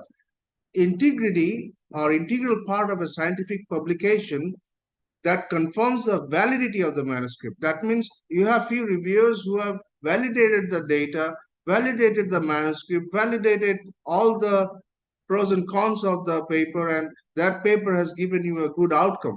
So all these things are very important. You see the corner cartoon says, I already wrote the paper. That's why it's so hard to get the right data. So some people can write a paper without the data, though this is very important description. So peer review helps the manuscript to be more robust, easier to read, and more useful. So more robust means peer reviewers may point out gaps in a paper that requires more explanation or additional experiments. Easier to read if parts of your paper are difficult to understand. Reviewers are suggest changes. And number three, peer reviews also consider the importance of your paper to others in your field. So all these things can help process of peer review. Now, what a peer review feels like? It's like this, you know. It's like you are climbed a rope on top of a sea and you have many fishes and sharks and you are hanging by the rope. So at the end of it, there is a shark, reviewer 3, who may gulp you, and your manuscript can be sent without acceptance. So this is important. What a peer review feels like to somebody like me. I have had a lot of rejections, but I have gained from the rejections, the comments, and all those things, and I published somewhere else, which is important for you to know.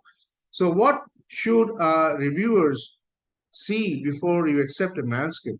You need to know the scope of the journal, basic working knowledge of the subject being reviewed, good English grammar, and knowledge of what information goes into such sections like introduction, material methods, results, discussion, conclusion, references, and awareness of the author instruction with reference to the tables, figures, word count, etc., etc. Duration available for the review, making note of the format of the manuscripts that are submitted to the journal helps, and making sure that the expertise of a reviewer in the database is updated to avoid any manuscripts from unrelated subspecialties. So what is the agenda? As already mentioned, you discuss the details of the following in your review, all the sections from abstract to references. And this is important because one needs to know that you have 2 or more peer reviews who don't have a conflict of interest about peer review or the journal paper in place which is presented to you. So what are the editors evaluating in a peer review process?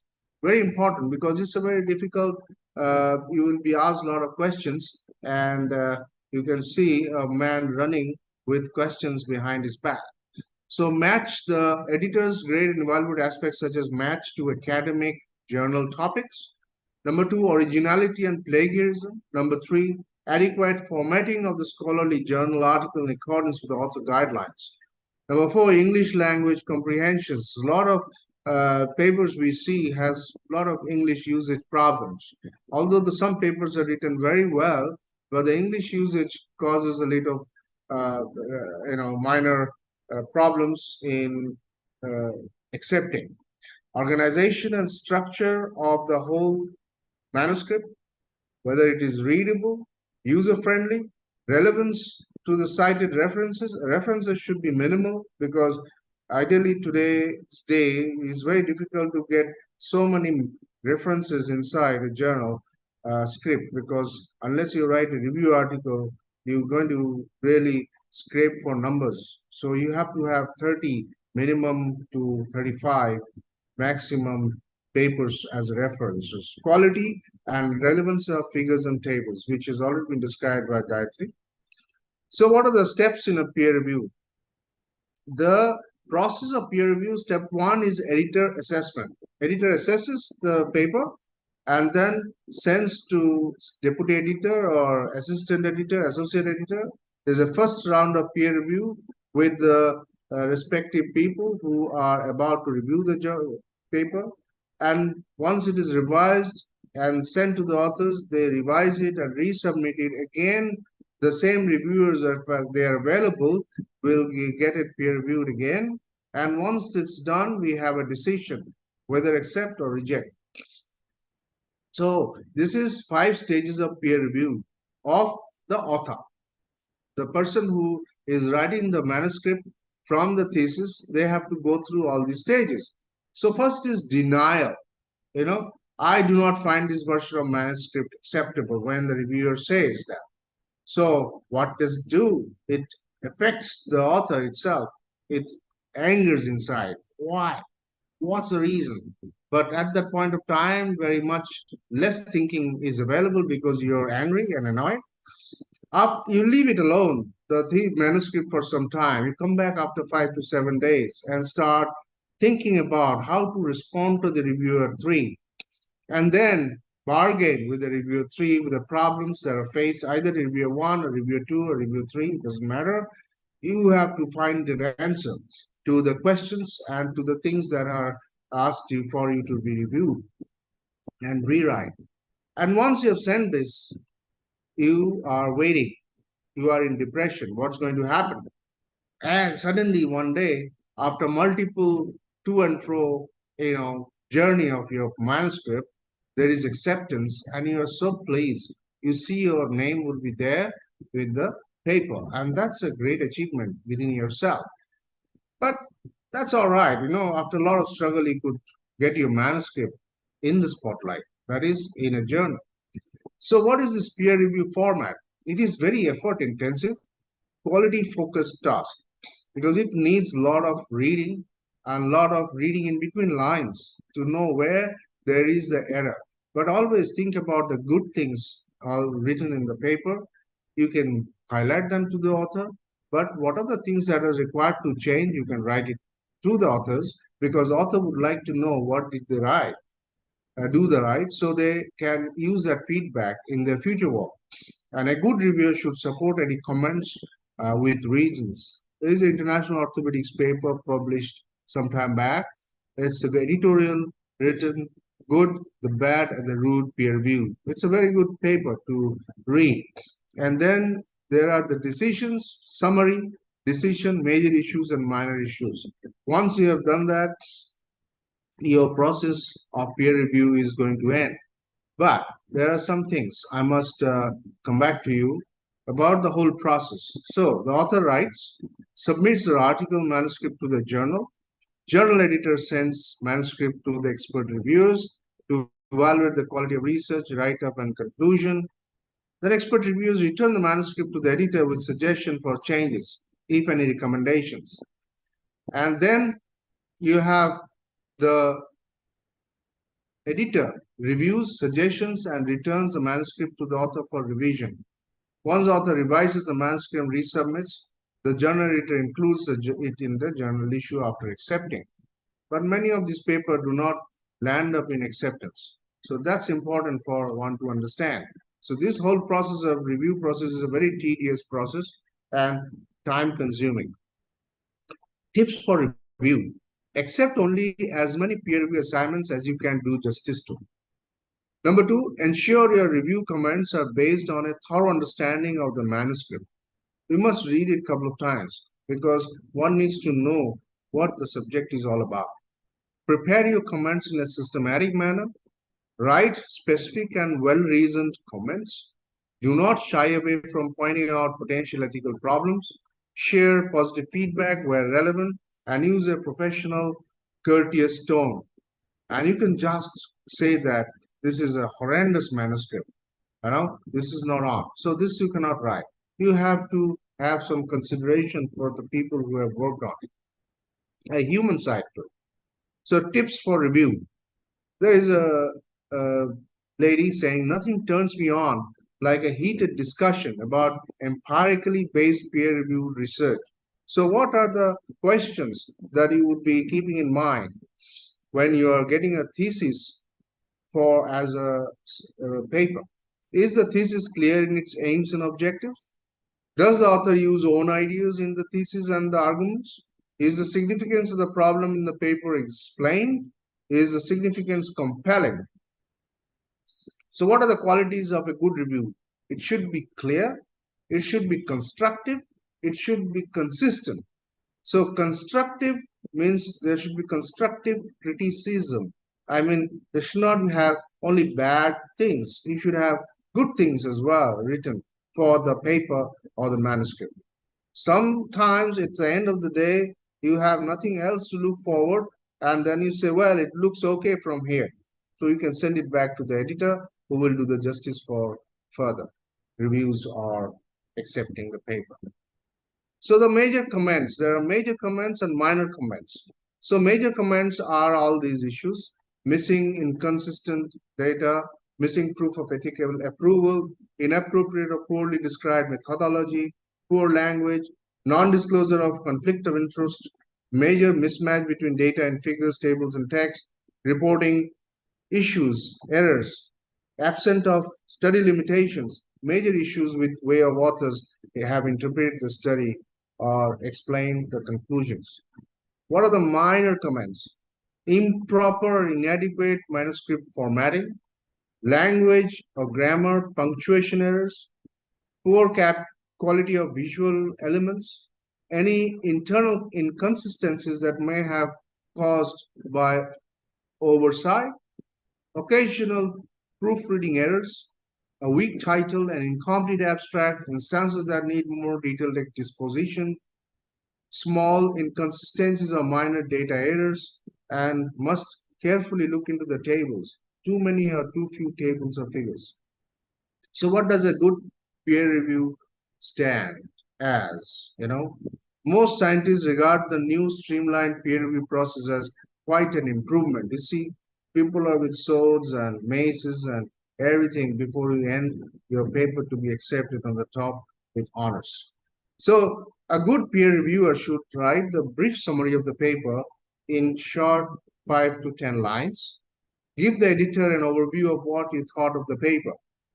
There are things, for example, data appears appropriate for testing the author's hypothesis, but has methodology completely gone over the head. Authors have a clear research question, use appropriate methods, but the data are not suitable to provide an answer. So these are the few discrepancies one must look into while writing the review of the paper. You must write detailed comments about the manuscript by pointing 1 in introduction, pointing 2 in the methodology, pointing 3 in the discussion, and all those headings. Overall recommendation should be consistent with your comments. What is a poor review? Good, bad, and ugly. So you can see the movie which suggests you what bad or poor peer reviews has.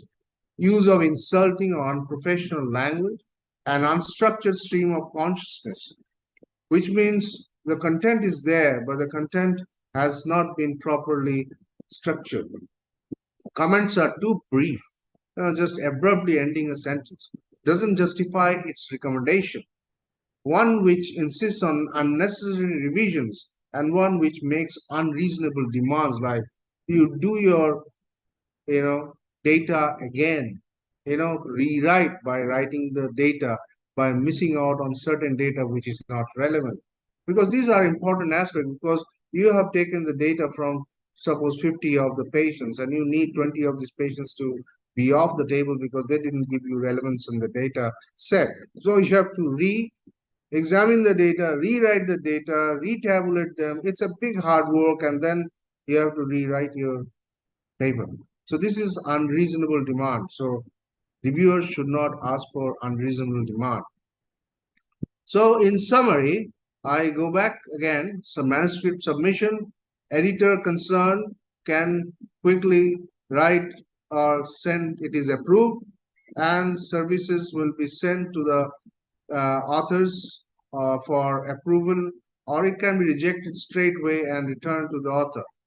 And when it needs revision and then approved, go to peer review selection, peer review invitation, reviewers 1, 2, and 3, comments to the ethical committee, and if it is rejected, fine. And if it is approved for revision, come back with a revised manuscript from the author, re-review by the reviewers, and accepted for publication.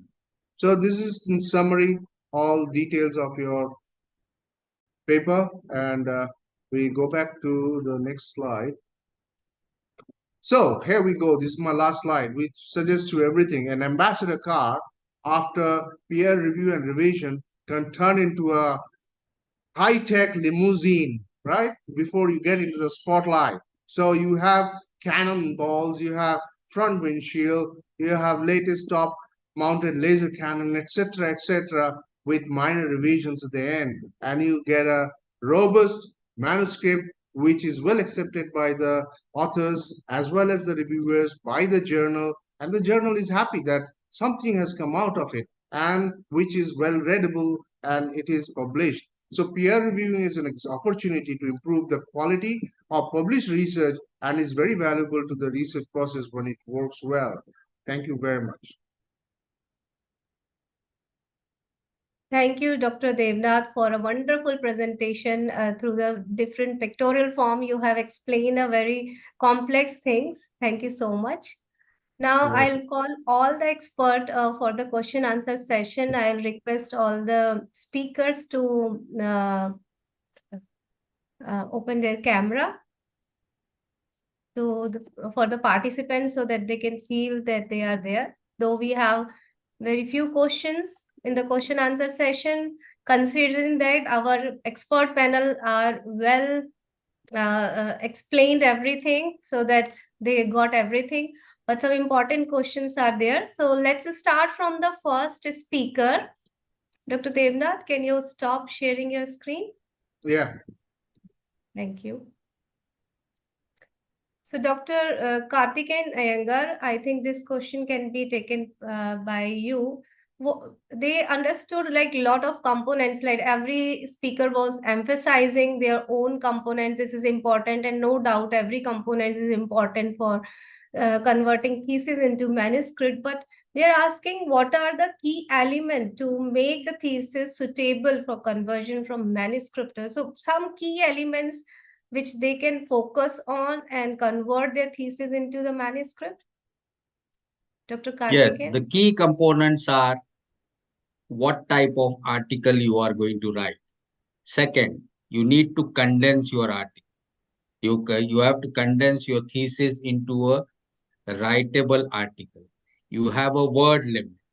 You have to have a research hypothesis or a narrative. What are you trying to say? And more importantly, is find out which journal you are going to submit it to, and format, titrate, have a way how you want to concise everything into a manuscript. That's the way I would suggest. Okay. Thank you, Dr. Iyengar. Now, next question is regarding to maintain the integrity of the research while converting, because there is some problem with the sample size, and you know that generally for the thesis purpose, because they have the time limit and they cannot achieve the sample size which is required to publish a manuscript. So that is the major issue. I think Dr. Karthik Vishwanathan was talking about the sample size. If you would like to take this, like how to maintain the integrity of the research with the small sample size which we have used for the thesis. Thank you. I think the answer is straightforward. It's like you do the sample size calculation before you start the thesis. Now, once you have already got a sample size, it's very difficult to salvage sort of the situation. But the few techniques are you can find a few references where the sample size was probably smaller than yours, and you can justify like the previous studies by so and so had a sample size of 20 to 30, and hence our sample size of 30 is likely to be adequate or something of that sort. So if it is a prospective case series, which is the most common type of topics which are given for thesis, then it is very easy. If you're undertaking something like a RCT, then obviously if it is done as per consort guidelines, then there are very strict formula for calculating based on what is your primary outcome measure. So if you're using a VAS score, which is the visual analog score, or you're using a numerical rating scale, depending on what you're choosing as the primary outcome, you have to calculate the sample size. So that is the most important. And there is no it is to be very honestly maintained. There are there have been certain institutes where this has been investigated, where I will not like to name the institutes, but it has happened in the past, and gradually more and more institutes may follow suit. But so research integrity is absolutely essential. So there is no two ways about it.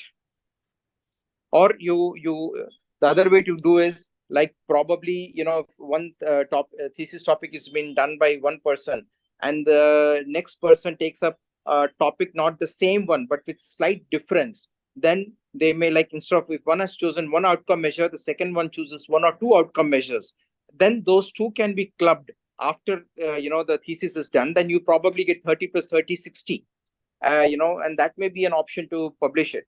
But so those are the ways. Okay, thank you, sir. So we'll take one more question, because some of the very common questions like what are the component of well-structured manuscript and others. So we will take the last question.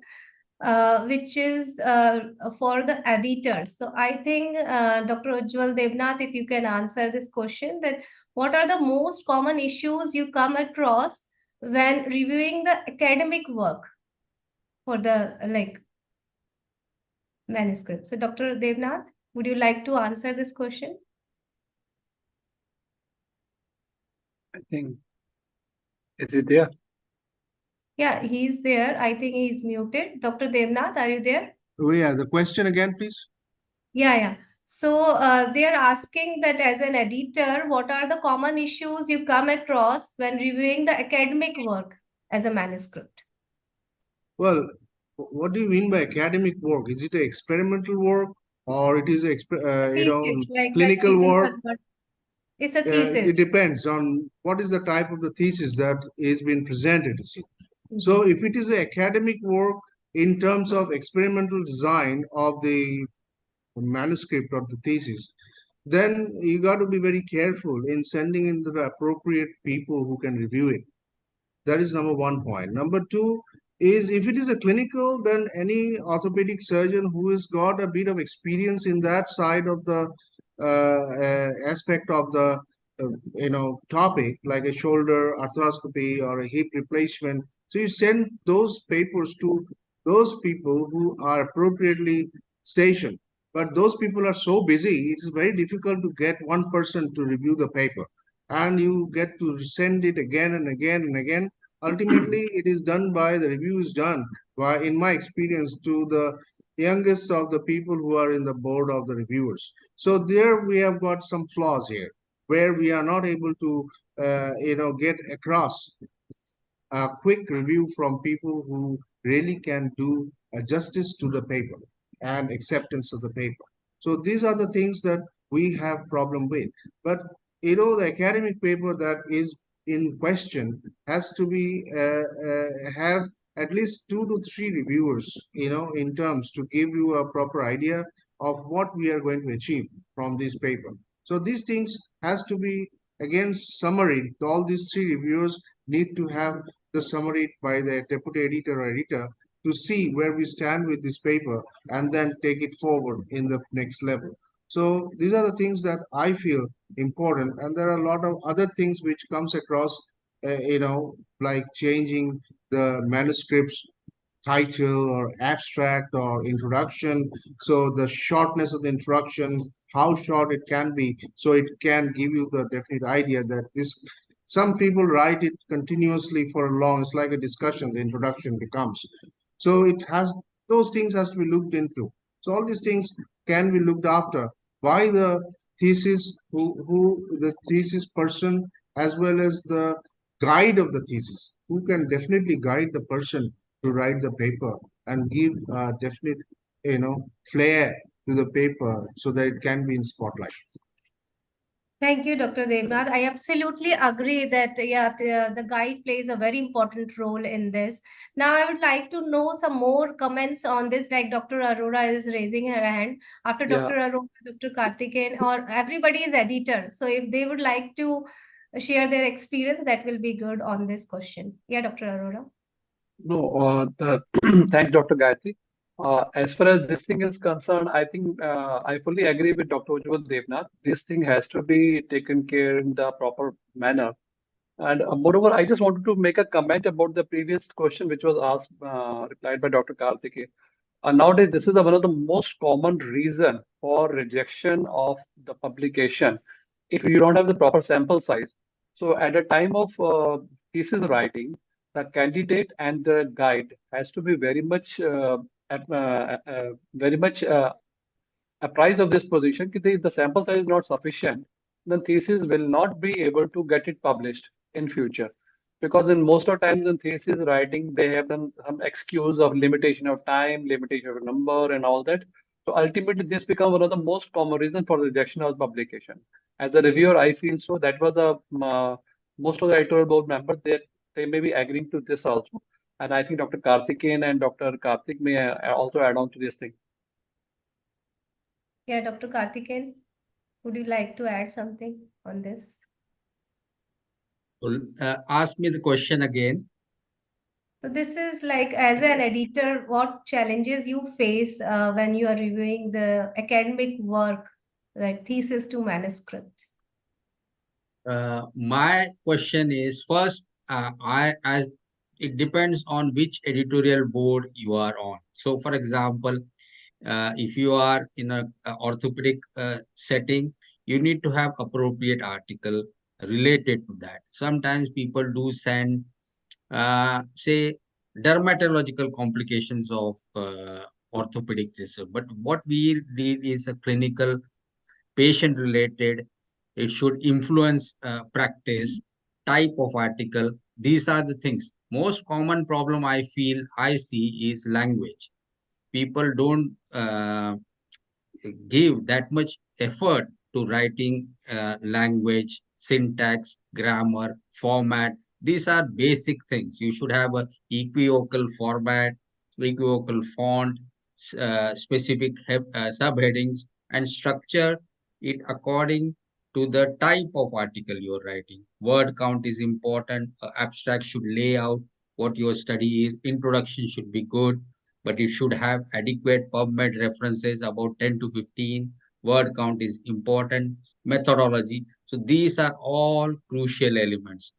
But on the top, English language, editing, syntax, grammar, nothing puts you off more than that.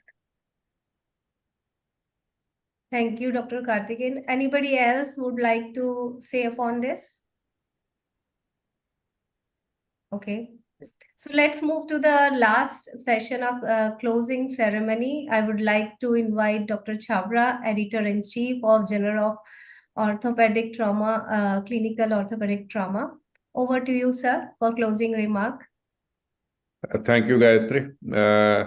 I would only want to congratulate and compliment the training committee. Of course, the members are here. Dr. Karthikeyan has been spearheading it, but Gayatri has been coordinating, but everybody, all those involved have been contributing substantially to this. Compliment in that they have taken up a very important topic. If we look at all the theses which are done in India, I think it's only a fraction which then get translated into a manuscript. And all the faculty have covered very well how our friends can, with the same thesis, increase the chance of its publication. And of course, this has been covered in another webinar previously, and I'm sure would be covered subsequently also. It is also very important, the topic that is chosen for the thesis, but that is beyond the purview of today's webinar, because choosing important area where the thesis could be done also ensures that that your chances of publication get increased. So everything has been so very well highlighted and very well summarized, but choosing the journal is important, and then molding the manuscript as per the journal's requirements. And sticking to the guidelines remain very important. So if all of that is there, and if the topic is clinically relevant, there is no reason why any journal should refuse the publication. So friends, thanks for joining this webinar. And on behalf of all of you, I want to thank the faculty and the training committee for the excellent work that it has been doing. On behalf of the training committee, I would want to tell you that we will keep coming with more such topics, and hopefully have an in-person symposium or education session soon. In fact, in the first quarter of the next year, the training committee has been working on to it, and we are very sure that there will be a hybrid event soon, which you should all look forward to. And there are definite advantages because the in-person participants can then have the benefit of gaining more from the direct interaction with the faculty. So thanking you all once again and looking forward to many such more events from the training committee. A last word of congratulating and complimenting them all, and also thanking the participants for joining in. Hope you have benefited a lot. Thank you. Have a great weekend. Thank you, sir. Thank you, for sir. Thank you encouraging. very much, sir. Have a Thank you. great weekend to you I too. want to Thanks a say lot. just few words before closing to the participants. If you want to get the e-certificate of the participant, you have to fill the feedback form of this event. And this is like, we encourage you to reach out to any of the questions if you have any further which you have not been able to ask. You can reach us to on JCOT ID or my personal ID, because I have been communicating to you. So this is, remember, this journey from thesis to manuscript is a significant one, and it requires dedication and precision. You have to follow the guidelines. So your academic and professional growth is the utmost priority. And thank you so much for joining us. We look forward to witnessing your future success as the master of art of manuscript conversion. So we look forward to you for our next webinar, as Dr. Chabra has declared that we are going to have some hands-on session on the same topic where you can bring your thesis and try to convert into the manuscript. Thank you all. Thank you very much. Have a nice day. Good day. Thank you. Goodbye. Thank you. Bye. Goodbye. Thank you.